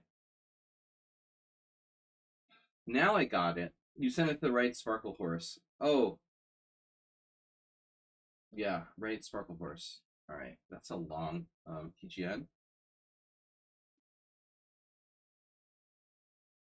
Ooh, that guy was ugly. Somehow I clicked on coaches. How did I do that? What happened there? How did I just like click randomly on coaches? Ooh, that was ugly. I saw some ugly guy. It was like a horror movie. Okay, I'm not looking as good as I used to. Copy, learn. I clicked coaches by accident. All right. Okay, I'm not looking as good as I was. No point. Here, I admit. All right. Sorry, coach. That was ugly, though. All right. This is Thomas Trainson with black. We said that already. We're on this game. Anonymous beer. We have a selection of beers and iced coffee tonight.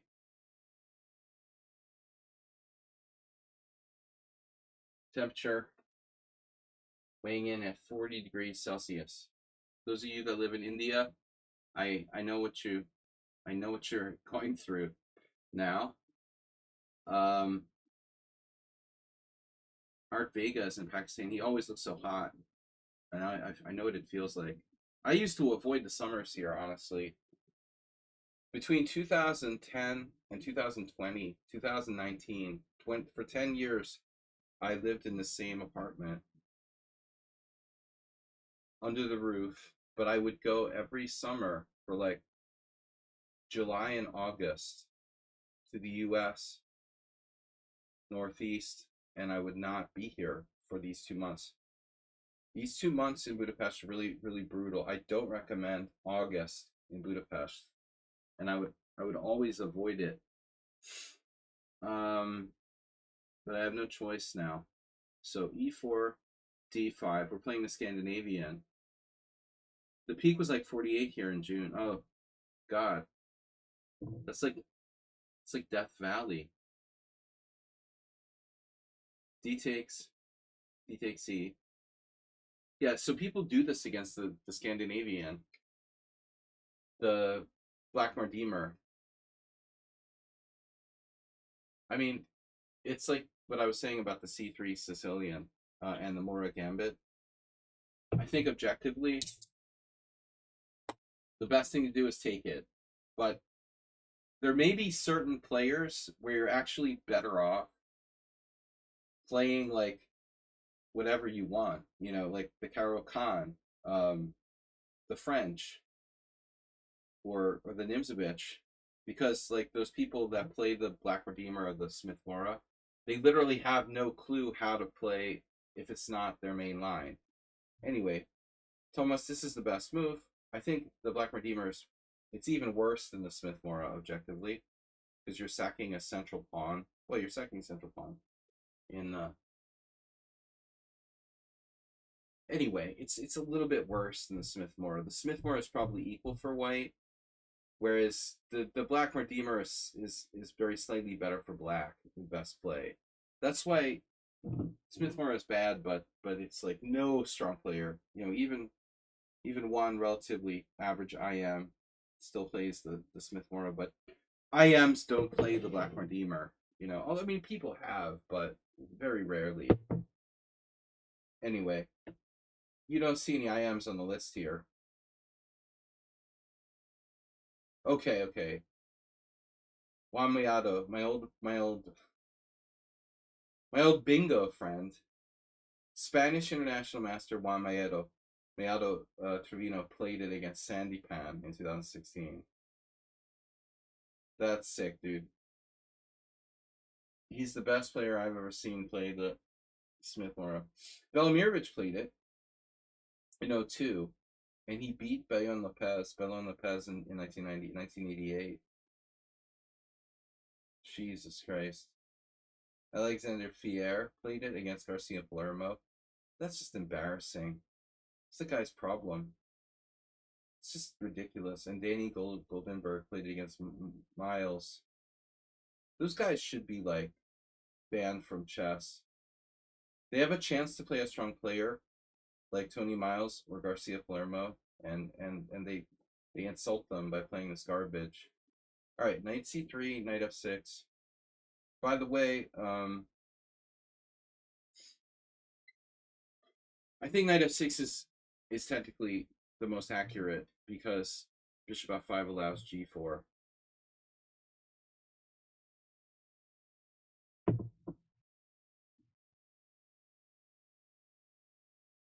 Who's Arid Haugen? That's correspondence chess. You gotta be pretty sick to play correspondence chess and play the Black Redeemer Gambit. Now, so Thomas Trainson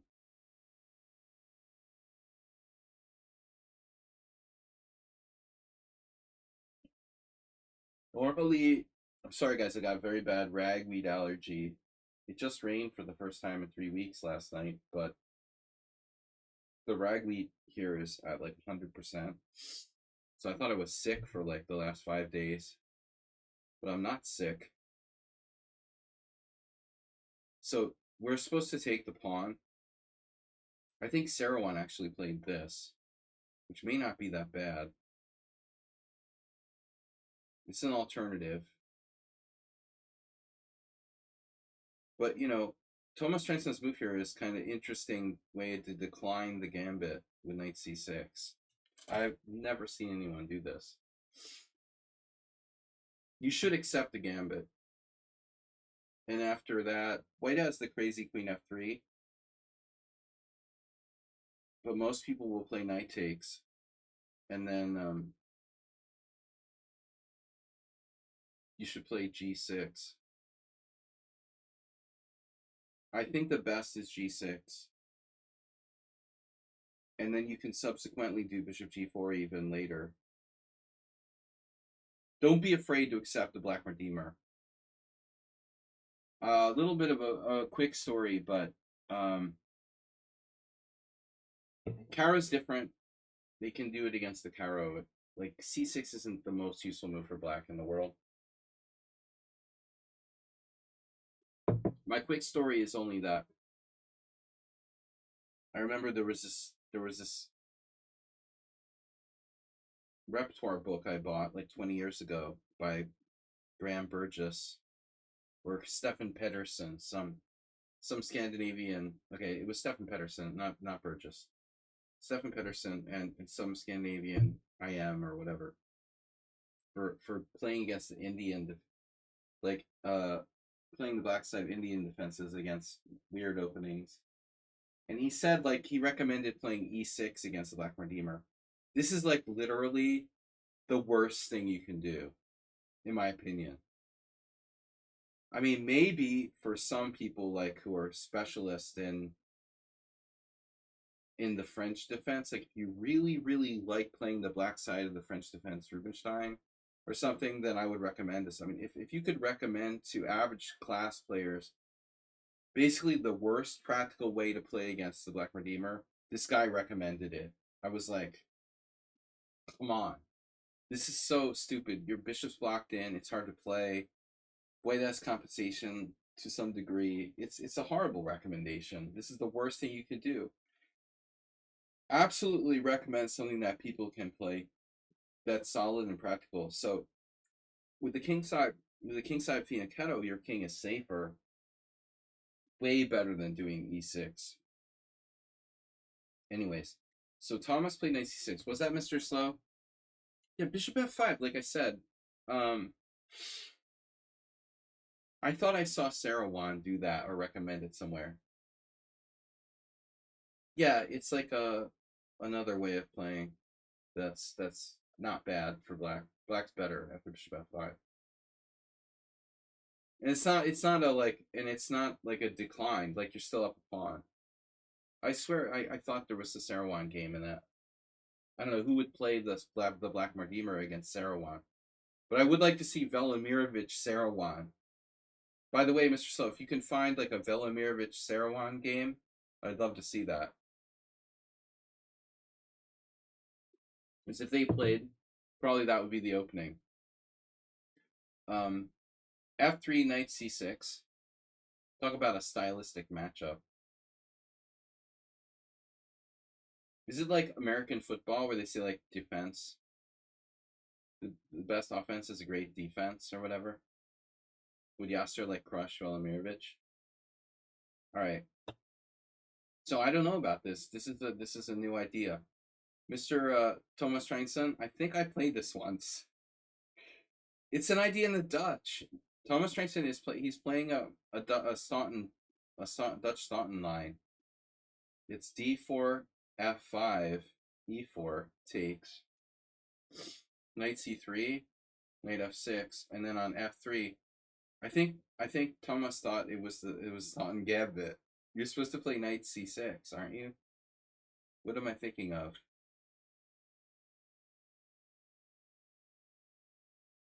No. Here, d5, take, bishop g5, and then knight c6. There's your bishop f5 again. And then d5, knight e5, queen d4, and knight f7. You could never get mated with a knight on f7.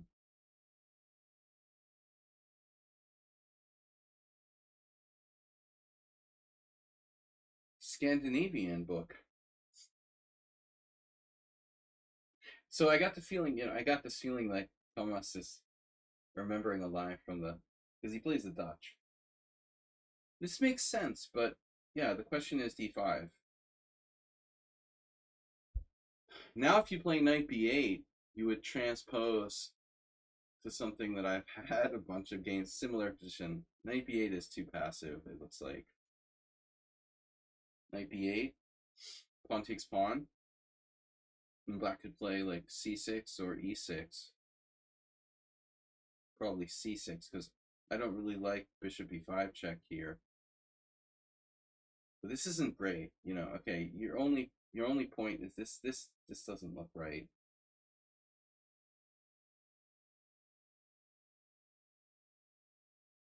I'm gonna guess the keel variation isn't great here. This type of thing, like takes, c6, a3, queen a5. I don't think this is gonna fly. So I'm on my second beer. I'm gonna get a little creative here, but no, knight e5 looks right. But you played knight before. So Jula Mezarosh. Okay, Mezarosh Jula. I believe I know who that is. Mezarosh Jula, I thought, was an IM from Kachkamet, who used to be quite a decent player, but was very inactive since the early 90s. If he is who I think he is, he was a good player. It's a common Hungarian name, Mészáros, but 2300 is not that usual, so this is a strong player. But he played knight 95. His opponent played, I mean, this guy, I don't know who he is, played 95. Jula played Ponte Spawn, not the only move.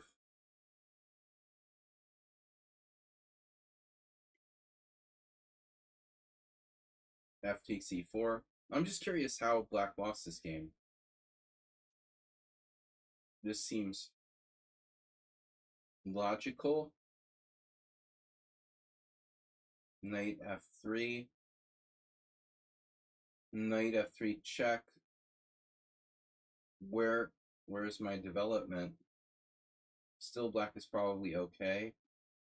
Black takes. White takes. Black is fine here.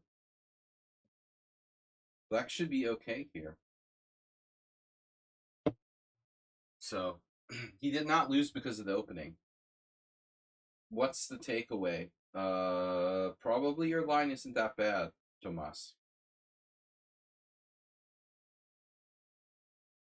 White is equal at best. Jula means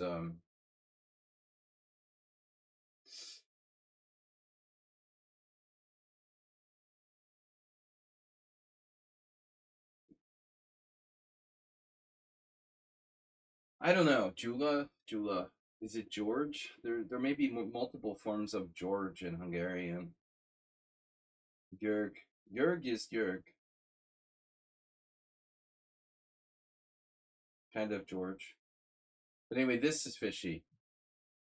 That's a very fishy move. That's not correct.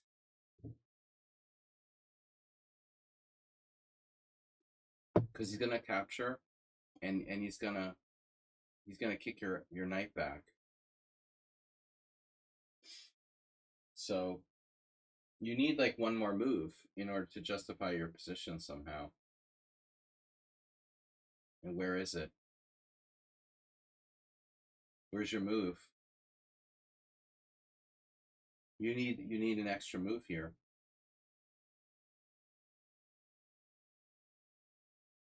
This is not going to look right. Your knight is getting kicked back to a6. This can't be good. So let me see what your idea is. You played bishop g4, and the obvious point is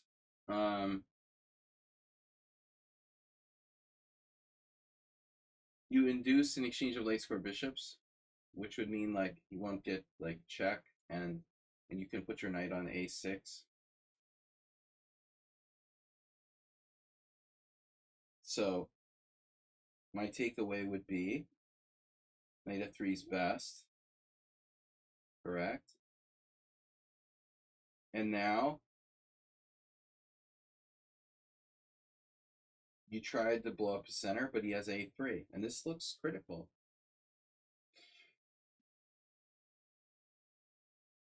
It looks like absolutely best play by both sides for this line. And now you got crazy with the keel variation. Have you tried the keel variation? Tomas wanted to play the Scandinavian. He should try the keel variation. That's e4, d5. This is real bullshit. Takes, knight f6, d4, knight takes e5, c4, and knight b4. If you really like knight b4, this is a thing, but it's highly dubious. It's fun though. I like to play it in blitz because it's trappy. If you want to have some fun there. All right. But anyways, if you like knight b4,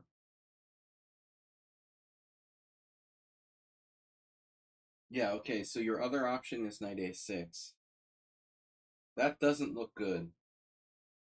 Problem is after pawn takes pawn. Ambulance! Ambulance is coming for black. You guys hear that? It's the sound of the ambulances. We're back. So you played queen a5. Now, Mr. Slow's favorite tactician, Kurt Richter, had this tactic book that I remember. There were some themes where this type of thing happens. Sometimes this sort of exchange sack is very, very bad for black. But as always, the answer is it depends on the position. This one doesn't work.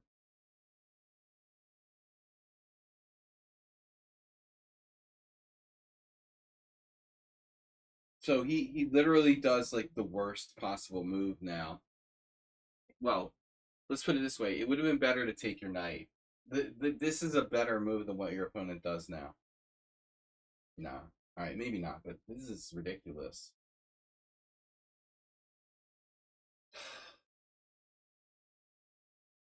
You're in a very awkward position with your knight there. If he plays a sensible move, what are you going to do?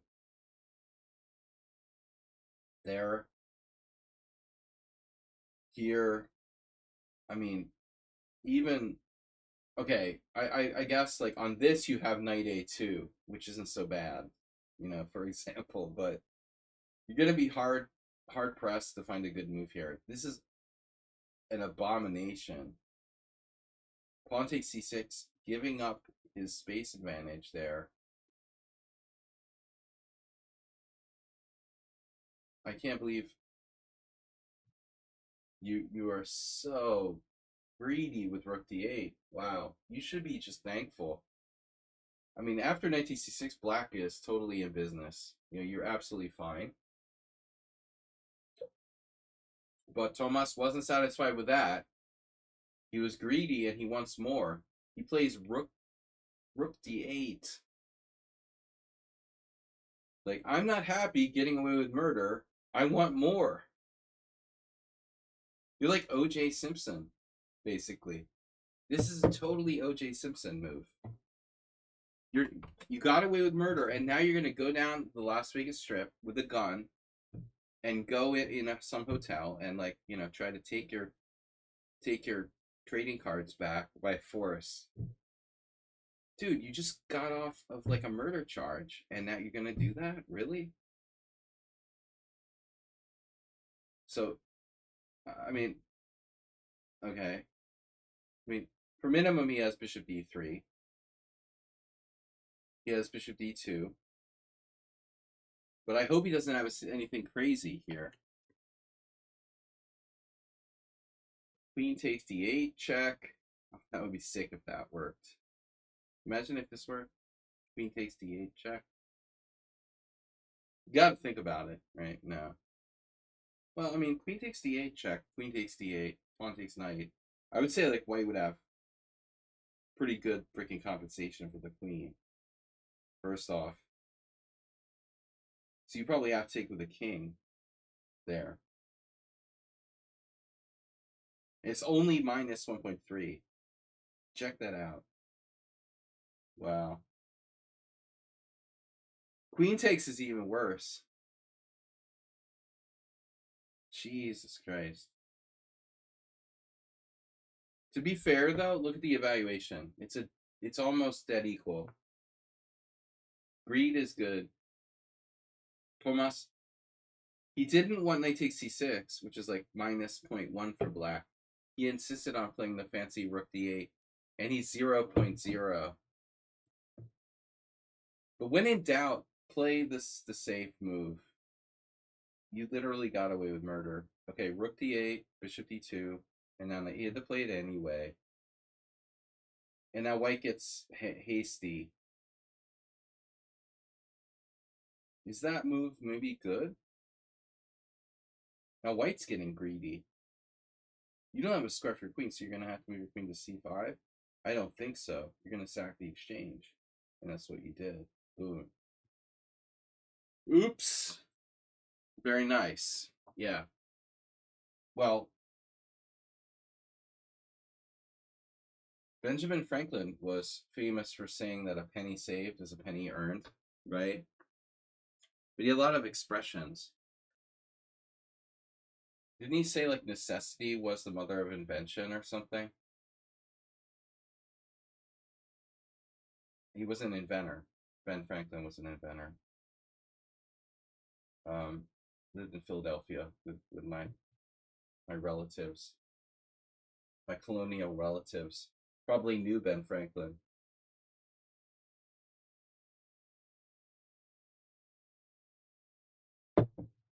So bishop takes a5, rook takes c2 check, rook takes d1, and then knight takes a5, and we're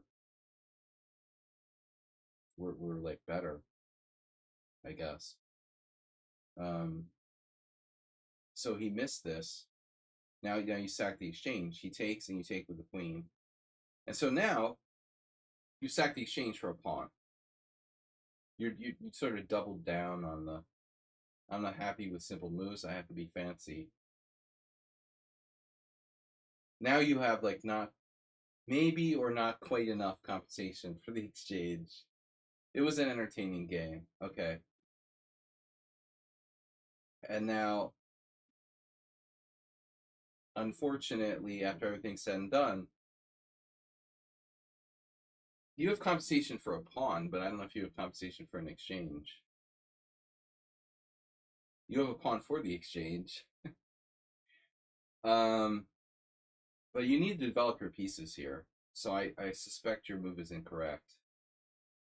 I would just use math here, you know. If you're behind in development, the best thing to do is develop. And I guess you have to decide whether you want to play e5 or e6. But unfortunately, this move does not solve your problems. I mean, you got everybody is at home here.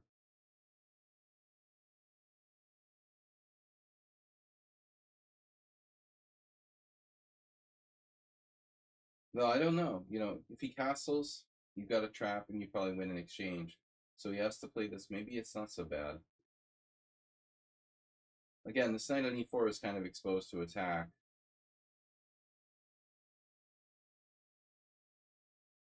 I don't like that your knight on e4 is unprotected. White responds robotically e6. And now his queen is a little jammed up. So queen e1, queen c1, bishop difficult to move, I agree. Objectively, like, white should be winning, or clearly better here, but he has to be careful. And this move looks uninspired. because the queen itself looks a little exposed. Maybe this is a good move though. You know, he's got this. He's attacking your knight. Queen d3 is kind of computer move. Now f5. And that's where I'm like all in.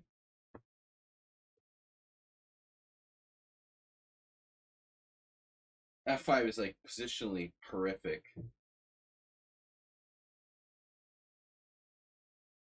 It looks like Frank Marshall bullet game.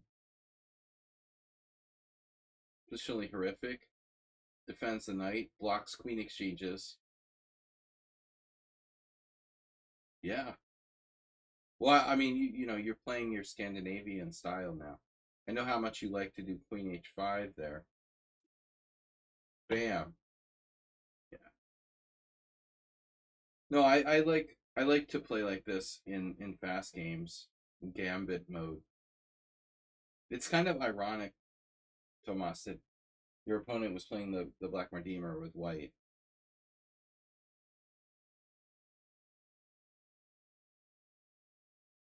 Now, if queen takes b7,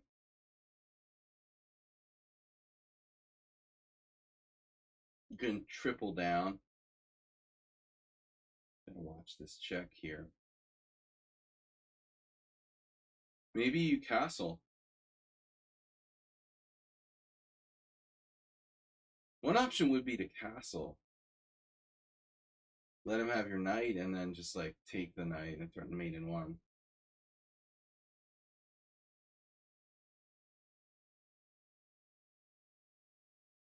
I mean, you're getting two pieces there. So maybe the h3 preventing mate, and then you take that one. And now it's a game, right? You have two pieces for the rook, and you know, should be better.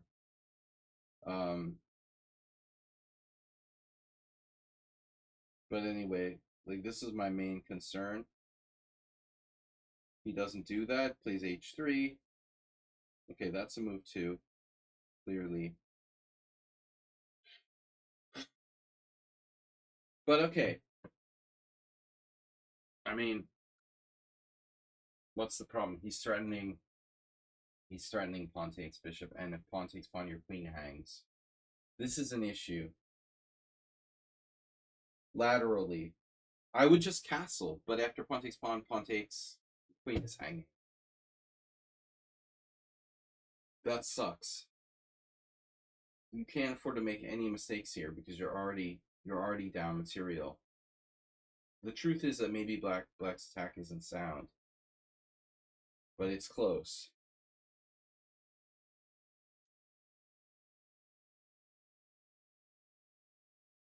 I keep looking for something that might not be there.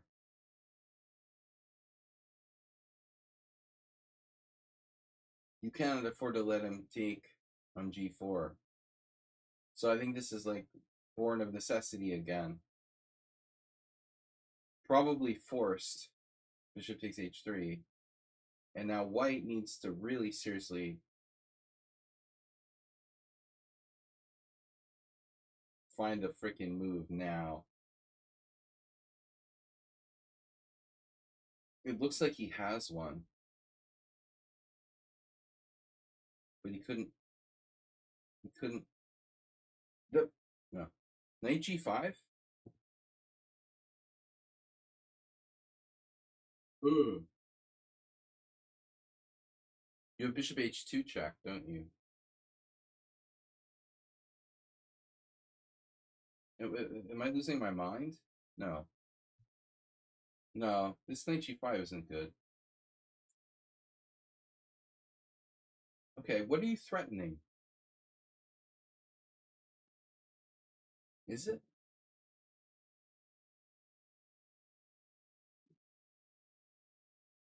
So he goes knight e5.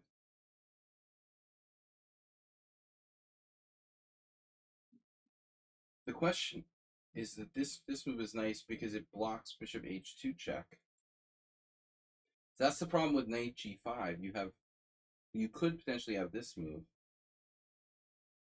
right? Bishop h2 check, king takes h2, bishop g4 check, knight h3, and then bishop takes e2. This probably isn't enough, though. Even this isn't enough. Because ultimately, he's going to start scarfing your stuff with check. He's still better here. It's a tough decision for white. I mean, you played 95. It's a logical move. Bishop g4. Now he has to play knight takes. Jesus Christ. And it looks like you're done.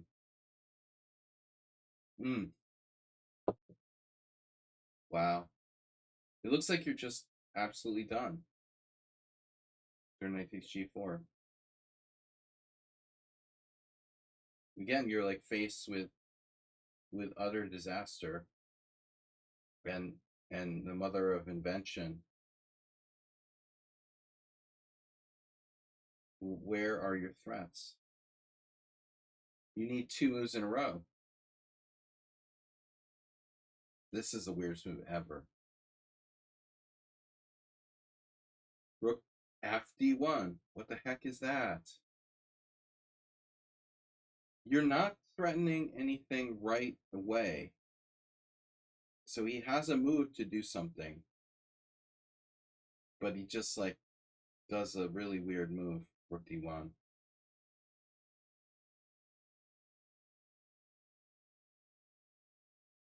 I mean, I don't know. You know, queen b3, queen c4, attacking e6, something.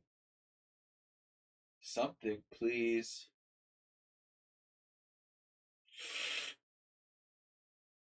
White is slightly better. This is crazy.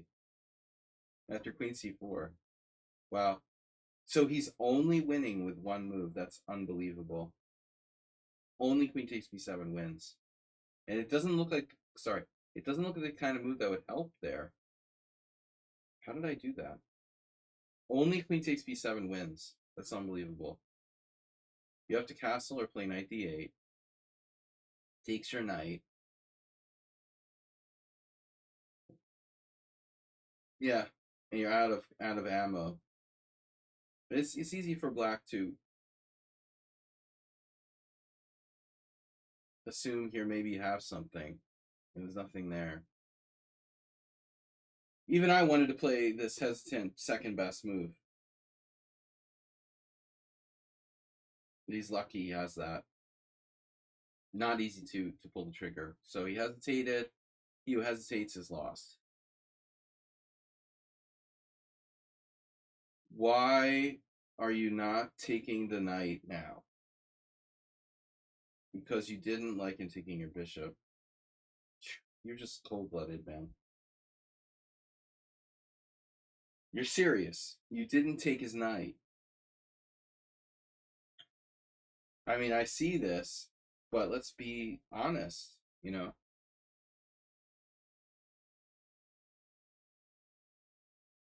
Let's be honest. I mean, you're not down in the material anymore. You gotta be honest with yourself. This is defended. All these squares are defended here. You're getting ready to castle. He has maybe a 1-move threat. You might even have g3, you know. This looks really scary. For example, takes, check. Oops, king f1.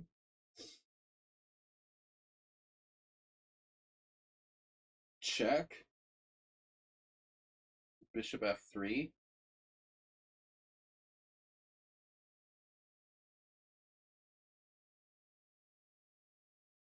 I'm like, wait a minute.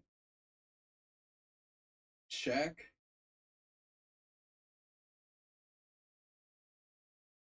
There's got to be something here.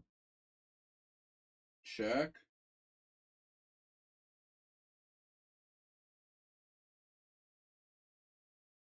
Okay, it's not so easy, but still, I don't know. I mean, I think like, you got to take the knight, you know? You're supposed to ignite. Every time, Thomas, like, you just keep doubling down. It's unbelievable. He's inherently greedy. You know, this is like the third time he's done stuff like this. Bishop g3. Greedy and practical. Well, the more times you give your opponent a chance to critically, like, fuck up, I guess, the better.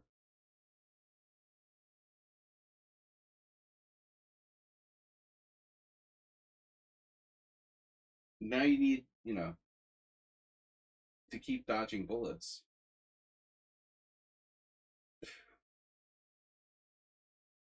But I think now, this is White's last chance. Bishop f3 doesn't feel like it does anything.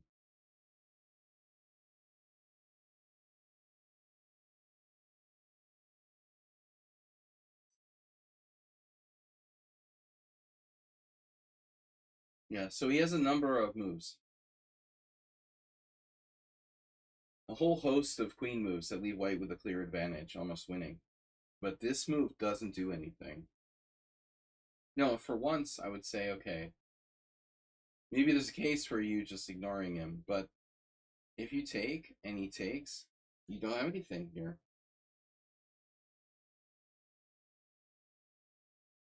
I guess not. Well, come on. This is mate. This is mate. This is mate, man. You really went over the line this time. I mean, why can't you take his knight? Take his knight. Now, okay, he can't take on e4 because he's getting mated with castles and rook and queen h2 mate. Okay, this is true, right? But he has another. He can play another move. Like this. This definitely gets mated. I mean, even like yeah, castle. Okay, it's over. I think that's over. That's got to be over. But even here, he probably has a move, right? Wow! Oh my God! No! Rook d8 check. The only move that saves the game. Of course. Everyone saw it except for you. Everyone in the room saw Rook d8. This is the best move of the week. This is maybe the best move of the month. Neftab, what's up? Oh no! Rook d8 check. Neftab would see that in a simul. But I understand, of course, this type of move is impossible to find. But it's the point, is the principle of the thing. White has to like realize he's in deadly like serious danger here. So after pawn takes, obviously Thomas saw it. You know, he has rook d8 check. Everyone saw it except for me. Damn, he has rook d8 check. So you were like, no, I'm not going to allow rook d8 check. I'll castle. It was intuition.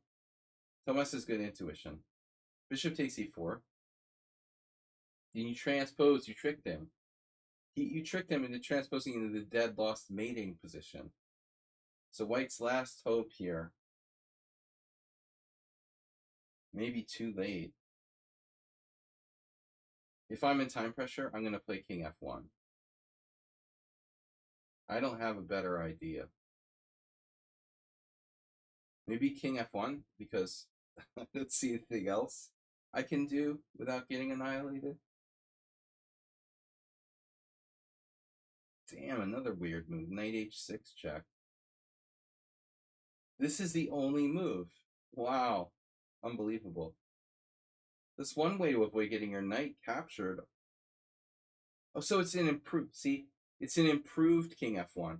If you go king f1, you're getting your, like, you know, ass neck ripped off here with pawn takes, pinning you, and it's killing you along the f file. If you throw away the knight first, it's a lot better, because then you take and then you go here, and he's not, like, you know, killing you along the f file. The only move for White. So he just like happily walks into Death Valley Bishop takes e4, pawn takes. Now we transpose back the other position where he's getting devastating checkmate on h2. Now only move. Bishop f3. G takes f3. Now, he's going to need more than an intuition to save his position. That looks like mate. Okay, pawn takes his only move. Was, is, and always will be. Pawn takes. That doesn't survive long either. No. This is forced mate. Yeah, it's over. That's over. So a very entertaining game. Absolutely. That's what you said, wasn't it? Thomas, you said it was entertaining. I agree. This was an absolutely entertaining game. I loved it. All right, we can always count on Thomas for his entertainment value. That was a fun game.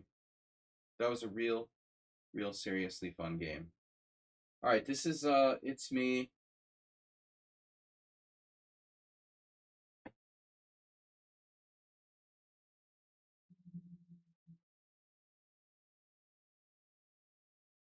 Checkmate 944. Can we analyze my game now? I'm sorry, bro. We have to take them in order. Unless you want to like donate. Or if checkmate. If you guys like wanna, it doesn't matter to me, but I'm gonna take the games in order. If you're late, you're late,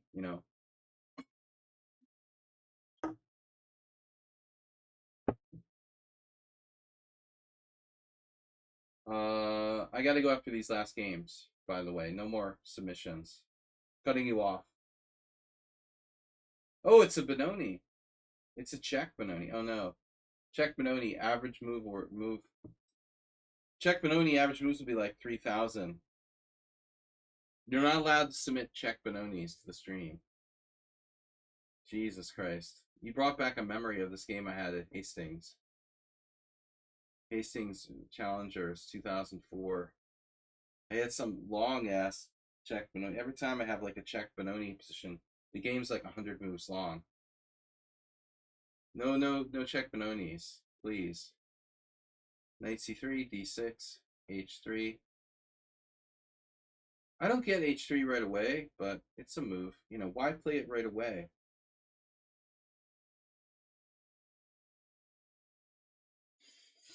Maybe you have your reasons.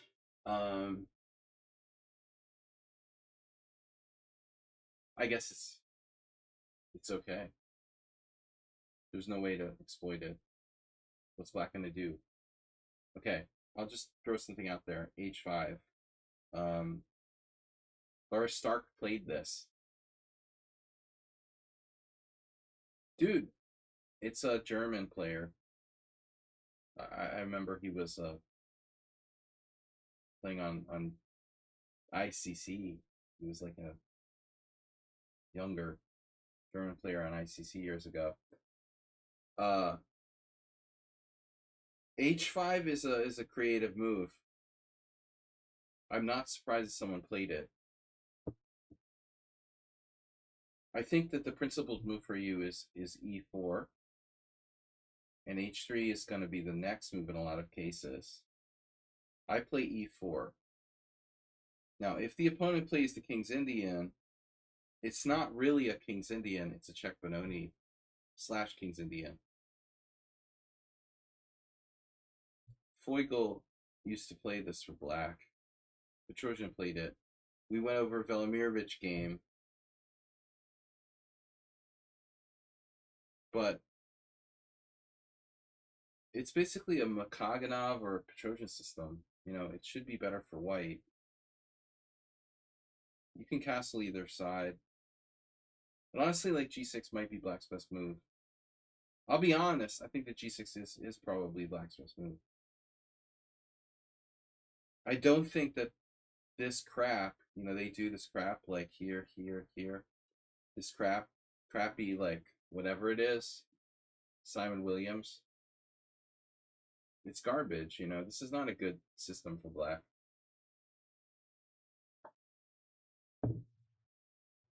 The lion's head or whatever it is. It's not a real opening.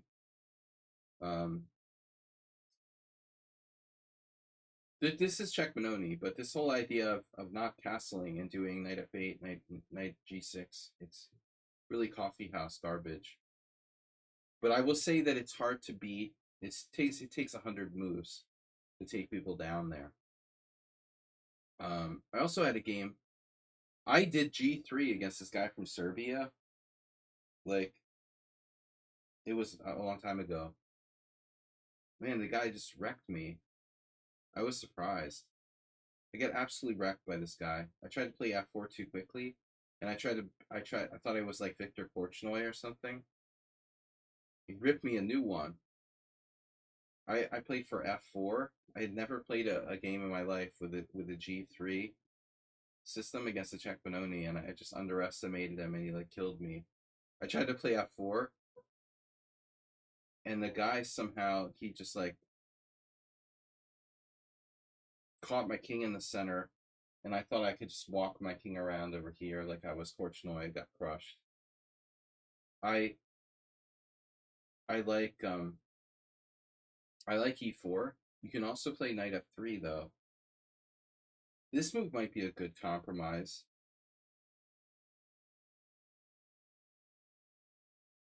The setup I like against Czech Benoni is e4, bishop e7, h3. Spassky played like this. That was my model game. Proper Czech Benoni is like castles, knight f3, knight e8, bishop d3, restricting f5. And now we're going to play for g4, like it's Makaganov King's Indian. And what Spassky did with white was not castle and keep his options open. So something like queen e2, bishop e3. One of my favorite ideas in these type of Czech Benonis, Spassky did, and it depends on the position, but he actually like had a game where he allowed black to play b5 and allowed black to capture on c4 and just like didn't recapture on c4. So something crazy happened, like, I don't know, a6, queen e2, maybe, I don't remember. I guess g6, this is typical continuation, right? Like g4, knight g7, bishop e3. But anyway, with the Spassky game that I remember, where Boris was white, he had a situation where this isn't the exact position, but the takeaway was black played b5, Spassky castle queenside, and when black took, he didn't recapture. He just did like bishop c2 or something. It was really cool because he uses the guy's pawn as like a blocker. You know, like the pawn on c4 just kind of gets in the way. This all depends. Like, it's not like you could just do this in any position, but it depends on the exact situation. It's not going to work in every case, but not easy. You see, this type of Simon Williams crap is the YouTube way of playing the Czech Benoni, but it's as bad or worse than the other one, honestly. Bishop e7, bishop f8 back, sometimes, sure. I mean, this isn't a solution, it's just a alternately and also bad way of playing.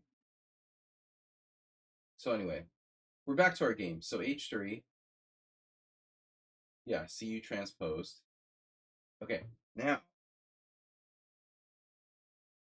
I like the Spassky best. Alternatively, you can play maybe g3, g4, but still, it's one thing you do have to watch out for, though, is this sort of like exchange of dark square bishop thing. Do not allow black to play like bishop g5. This is a very serious mistake. If they get in bishop g5, they're trading off your dark square bishop, and then once they get access to f4, you're going to be very hard pressed to like open up the position. So it's important not to blunder that. If black plays like here, you play knight f3 and you stop them from playing bishop g5. Now, if h6, they could try to play And maybe, in fact, they should play h6 first. Try to play knight h7. You could go like a totally different direction. I don't like to check Benoni. I don't think it's a good opening, and I think I would not play it. But castles right away. Bishop e2. But bishop e2, why? My friend Zlatko has a game here.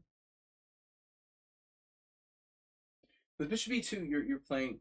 I don't know. I just don't really understand bishop e2. Okay, Zlatko has some idea. He played it against Manka, but he didn't beat him. I might have played in that tournament. It's 2011. Probably not. Now a6. See, that's the problem. If black plays a6, how does he get his knight to a6? It's either a6 or knight a6. This is kind of underrated. By the way, I've also seen Zlatko do like f4 in these type of positions, which is usually not recommended.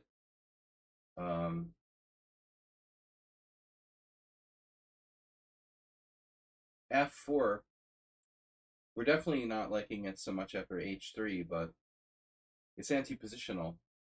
And it also depends on black's control of the e5 square. If black has terrible control of e5, f4 might be justifiable. If black has like a knight on d7, that's just like waiting to jump into e5, then f4 is definitely bad. You don't want to play f4 if black's going to just get a e5 outpost like Petrosian. So a6. Now a4 is like an auto move. But I'll point out another thing about these check Benoni positions. You can't play the Benko in the check Benoni. So this isn't like an open diagonal here. How often does white castle queenside in these lines? Fairly often, and I think that white's best move 11 is to play, like I said, where Spassky demonstrated. My preference is to not commit one way or the other, to keep black guessing as long as possible. But I think that's best with bishop on d3. With the bishop here, you have the square for the queen. And then our game strategy is basically to keep black guessing. Flexibility is paramount. If your opponent doesn't know if you're going to keep your king in the center, castle queenside or kingside, that's the better. The less the opponent knows, the better off you are. So if you have 3 possibilities for king location, and the other guy is like, well, I don't know if he's going to castle kingside, leave his king in center, or castle queenside. Don't commit one way or the other. How often does white castle queenside in these lines? Yeah, I mean, it's probably like 33% of the time or less. Spassky, my role model for this type of line, well, you got a particularly creative attacker there. Not too many people are going to castle queenside necessarily. I think the minority. But anyway, bishop e2 doesn't help us with castling queenside. This is interesting. What's our idea with bishop e3? You totally screwed up.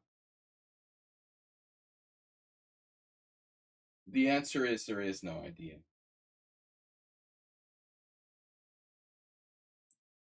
I mean, that's solid. What's our idea with bishop e2?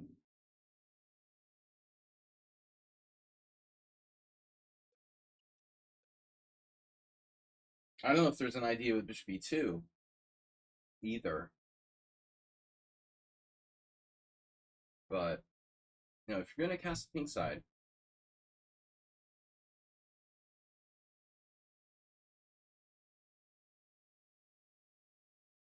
what are your options here? A4, it's okay, but it's committal. You could play quietly in the spirit of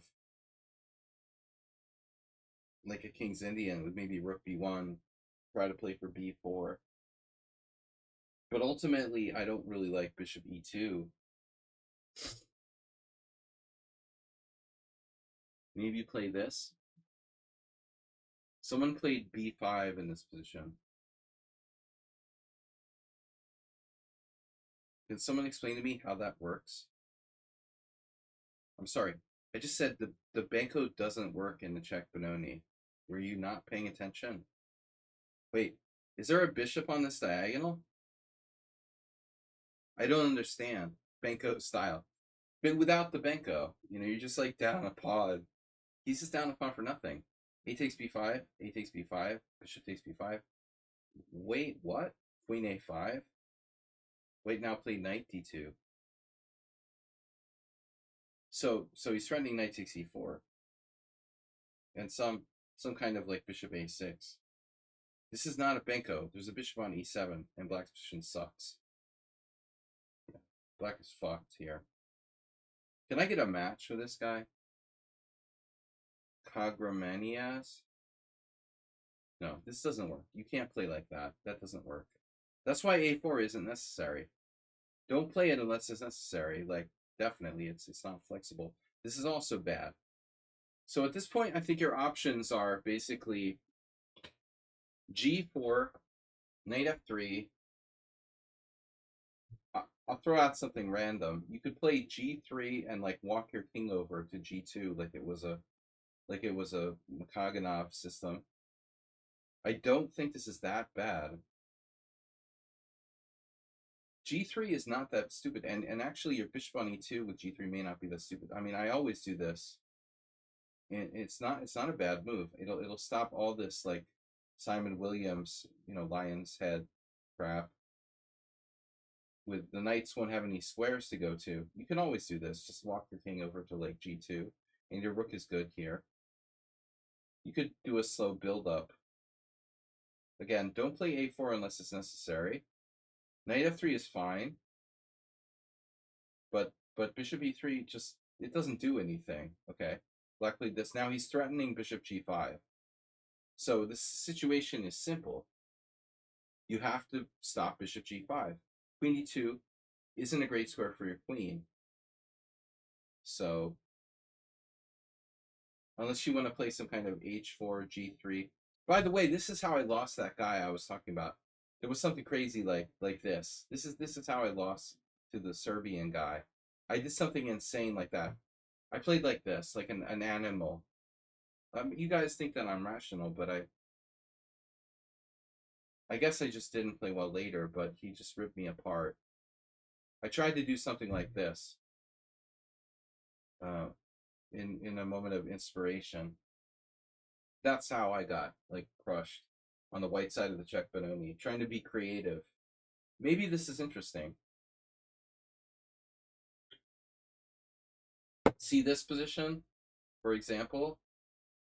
It's plus 0.2 for white, but it's crazy. Don't try to play like Victor Korchnoi if you're not Victor Korchnoi. Very Unsaji-like, exactly. No, you don't know me. I have like bipolar. I mean, I have chess bipolar. I did some crazy things, you know, sometimes. Especially when I'm overconfident. There might have been some beer involved. But this is a huge mistake. You know, obviously you should play knight f3. No, they set up like that, but you know, here white played bishop h6. How does it make sense to play bishop e3, bishop h6? White should just play g4 here, obviously. Now you have to play g4. And it's a normal check Benoni, 100 move game on the way. All right, but this is a very bad mistake. And after this, black is okay. You're not beating Petrosian from this position. I'm not saying that black is better. I'm not gonna fall for that trap, you know. The space advantage that white has is still significant, but I do think that white has made this major strategic mistake of trading in darks for bishops. And after that, black is okay. And that's the key. He's okay. So now queen e2, and black has to seriously consider the options. h6 or f6 or just trade. And, you know, this is definitely an option for you. All right. And then, okay, so you traded off your good bishop, but still you have more space.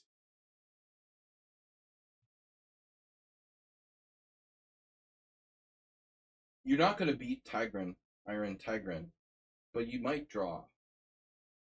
But against a random guy, anything's possible. H4, Rook B8. Is black threatening B5? No. G5, grabbing more space. Okay. Threatening B5, A4, F6. So, would Iron Tigran play F6? Should black play F6? And if black doesn't play F6, how do you beat black here? Let's say he plays B6 with the idea of Rook B7 and lateral defense. You know, I'm just saying. Say he plays B6. Well, he has space advantage. It's hard to win. You know, I don't know. Computer doesn't mind F6. I wasn't sure about it. Okay. Bishop D3.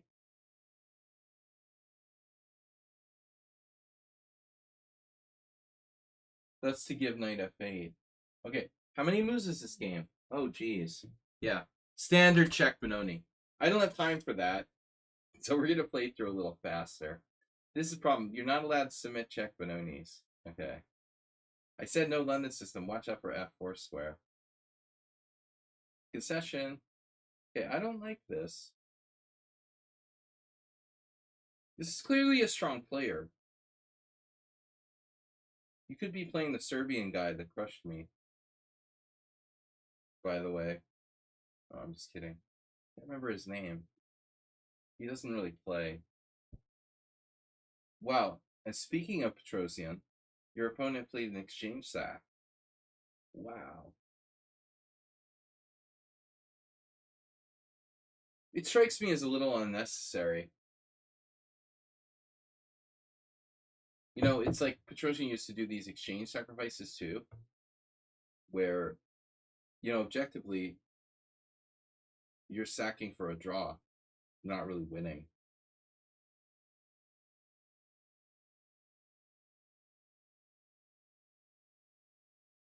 He's kind of like, best result is a draw here. So it's like fancy chess syndrome. That's not a good idea. And I do see some issues here for black. You know, he played a good game until he sacked the exchange. He didn't need to do that, you know. He had fancy chess syndrome. Good player, but like this feeling like he has to sack stuff. But you lost this. I mean, you're up the exchange for nothing here. Oh, he didn't have to cast the queenside. It's still probably good, though. I'm not sure about casting queenside, but whatever. Okay. Okay, you could lose, but objectively, you're not losing here.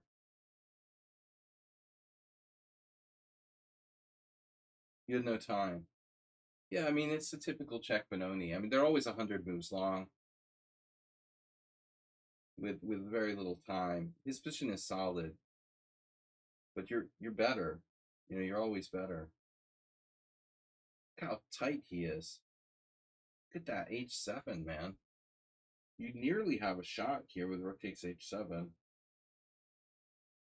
So close to working. But yeah, if you have no time. All right, anyway, we're just going to run through. Oh, yeah, so you did fancy chess syndrome. It's a little like Sung Prism. The Ross Lima earlier, where you just do we do tactics because they exist? Why do you play tactics?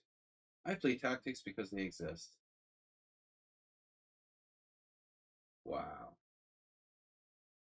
That was a fun game.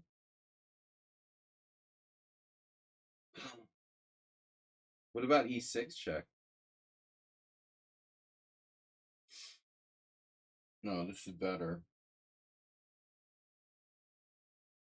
So at this point, you can't be worse.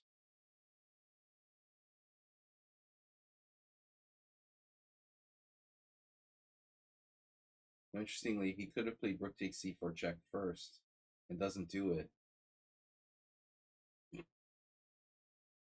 This is a draw. Rook takes C4 check, King B1. Only move. And And the problem for black is that the base of his pawn chain can't be protected. I mean, it can be protected, but not forever. And once you pick off that, it's a draw. No. Very important. This is fundamentals.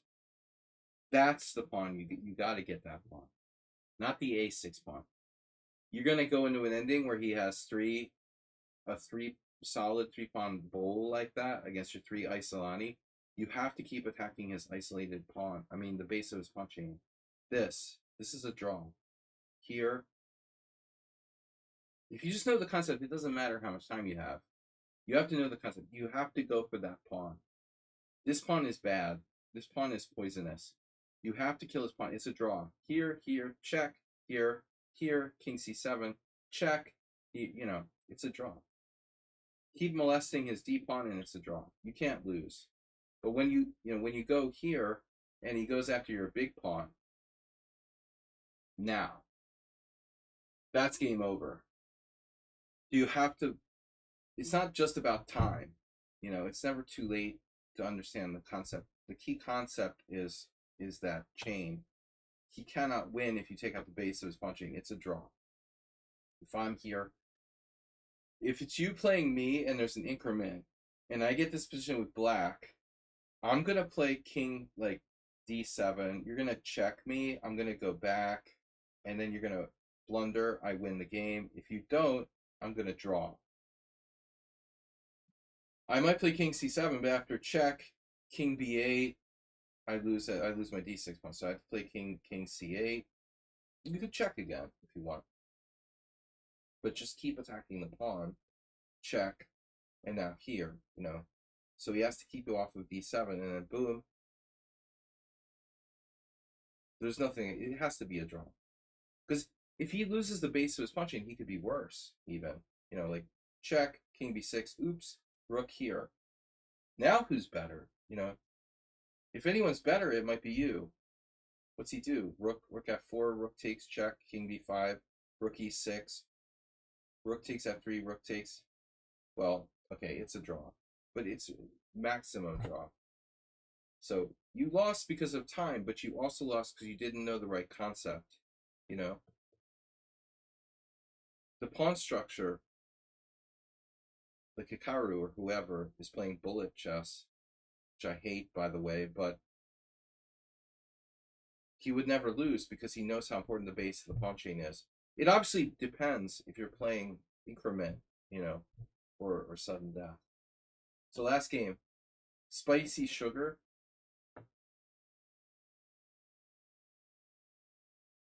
Classical. So I don't know what this is. I don't understand why people play this. Why do they play that? Like, is that even a real thing? Arsenal fan who's been MIA for like the whole summer played this against me.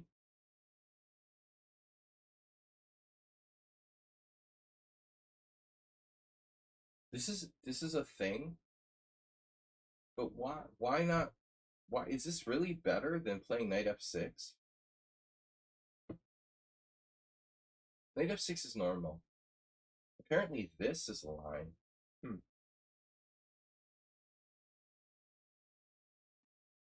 But knight d4. Knight d4 is best. So, spicy sugar, what I would recommend, castles is fine, allowing knight d4. So maybe your better bet is to play c3.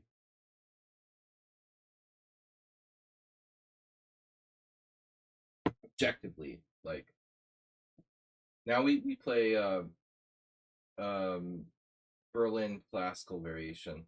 Black will play knight f6. If castles, d4, bishop b6, pawn takes pawn, knight takes e4, queen d5, knight c5. Spassky played this with black, but it's a little bit better for white. All right, so castles has a drawback. It allows knight d4. Still, it's a good move. I play castles a lot. This move I don't like for black. But didn't ever really look at this, you know. I've always played c3 here. That seems inherently logical. You played knight c5, knight c5. I've never analyzed this particular variation. d4. But I mean, look who's played black. Highly dubious. Mariotti and Arthur Kogan. That's not really, you know, reliable grandmasters there. Just gamblers. You know, they're chess gamblers. Mariotti and Kogan are both good players, but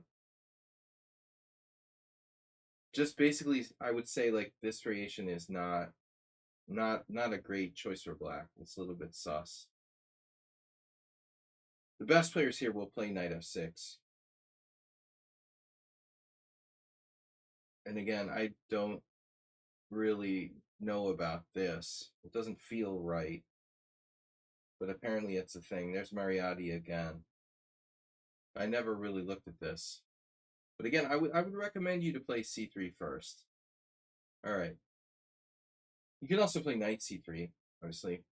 But anyway, this is a line. So now a6 is a novelty.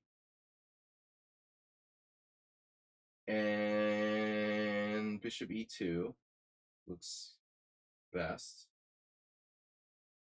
Because the bishop here makes sense. You know, it's very balanced.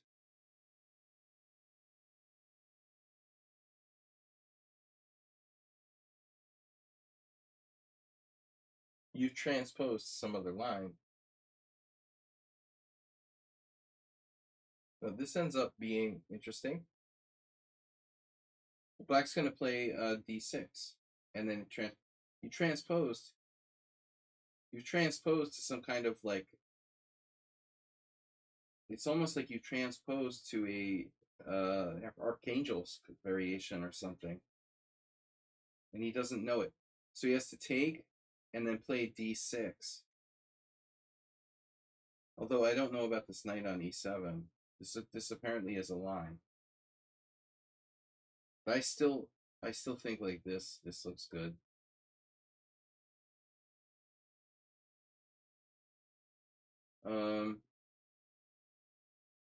But that's bad.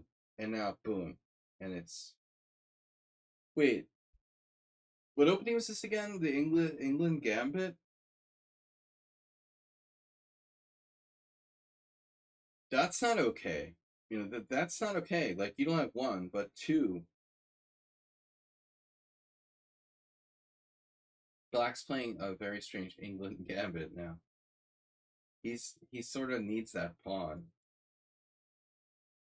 Can you say control of the center? Can everybody repeat after me? White has control of the center. This is control of the center. That's game over. That's all you need. A safe king and absolute control of the center. Forget about the material. You know, white's up a pawn temporarily, whatever. It's over. This is over.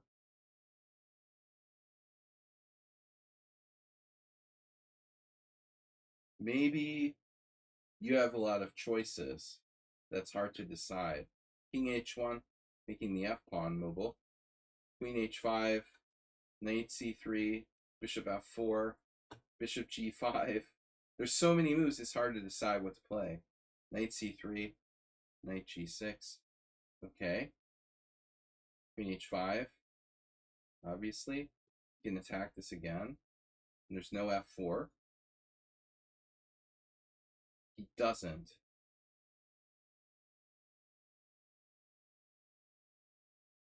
So your control of d5. I often talk about this England Gambit thing, where I hate the England Gambit. It's the worst opening in chess. But oftentimes it's not about the pawn, it's the d5 square. Like maybe he gets the pawn back, same in the Budapest a lot of times. You might get the pawn back, but you lose d5 forever. So that's even more important than being down a pawn. If black, for example, was to play like, I don't know, queen e8, white can't protect his pawn. But that's irrelevant, because you just go here, and you're like destroying black's whole position. After, I don't know, queen e5, knight e5, knight takes b6, black's left like picking up the pieces of some awful situation where he almost can't do anything. His position is so broken. It's just disgusting. So bishop b7, and now, yeah, that doesn't threaten anything. And now you play king h1, and like b4 is just knight d5, and now black is really screwed because you can even play f4 and support your advanced pawn on e5. This is too late. Bishop d5, bishop d5. Yeah. I mean, this move looks interesting. It's hard to believe it's a double question mark blunder. I wouldn't think that, but knight takes is good. It's very solid. Your knight's on a great square, and you can support your pawn with f4. That's winning. What's not as clear is why this isn't good, because it appears you have e4, you know. So I wouldn't be too hard on yourself there, because this still looks very good for white. And he missed what? Doesn't say what he missed. Oh, f6.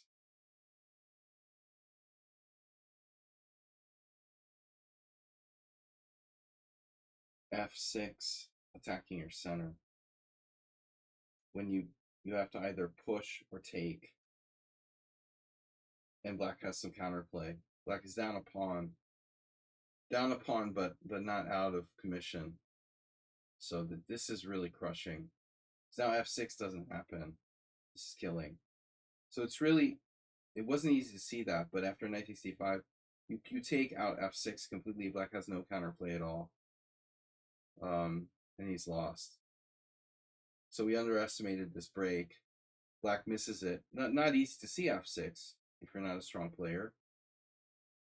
Black needs to realize, like, there is no other way. You know, most strong players will find f6 because by process of elimination, they see that there is no other move, you know, for black.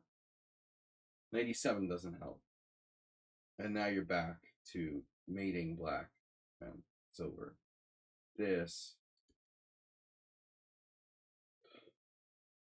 is fancy chess syndrome again. Striking again. I have to say, I was really tempted to play that. But as I often tell people, when you have a winning position, try to keep it simple. Drop material as you are here, but also strategically, just, you know, be really sure if you're going to do something fancy like this. Bishop g5 was better. This was winning. You could do like knight f6 check next and a mate. So, you know, here, for example, this is really winning. No way to avoid getting mated.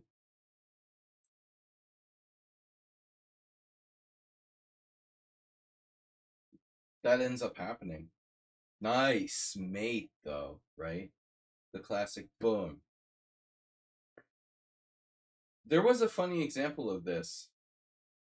I remember in the Four Knights game, there was this line like here, knight c3, knight f6, bishop b5. How did this go? Here. I used to show this to people for fun. Castle, d3, like d6, bishop g5, bishop g4, bishop takes c6, bishop takes c3. No. I guess it wasn't exchange. It was like this. We need a knight d5, don't we? So bishop g4, knight d5. knight d4. And I'm thinking of this position, right? Yeah. Knight d5, knight d4, knight b4, knight b5, knight d5, knight d4. Yeah, this thing. How would I do it now? Oh yeah, queen d2. Maybe queen d2. Queen d7. I want to say.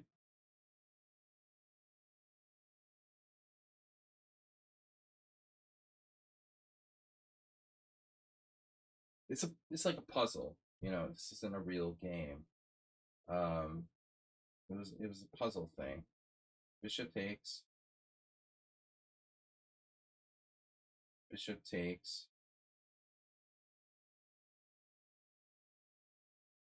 And I guess. Oh yeah.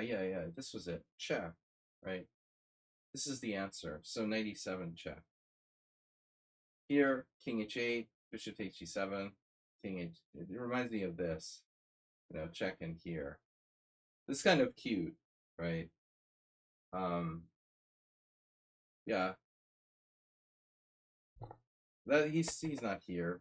Probably he wanted me to show the game before, but so this mate with queen on f6, knight on e7 versus this mate.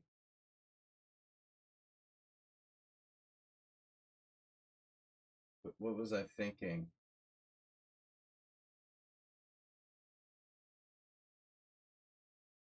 Not quite the same. Obviously, if black takes, you have queen g4 as mate. So check king here. This takes here. Now this is immediately mate. But you could also just as likely do queen g5 check. No, because there you can sack the queen, right? If here, queen takes f6. There's no mate, so you have to do the mate immediately. Anyway, guys, it's been a long night. See you tomorrow, hopefully, if I'm still alive. If I survive the heat, we're at 30, a cool 30, a cool 37. Thanks, everyone, for joining me. Fun games tonight. And we'll be back with some Blitz challenges tomorrow. Have a great Thursday night. Thanks for hanging out with me. Thanks, Move 11. Love you guys. We'll see you. Mr. Slow, thanks for the donation. Going to the World Senior in November. And I'll see you guys tomorrow, hopefully. And Sunday, Simon. Have a good weekend. Friday, Blitz challenges, noon. CEST. Sunday, Simon, 6:30 p.m. CEST. All right, guys.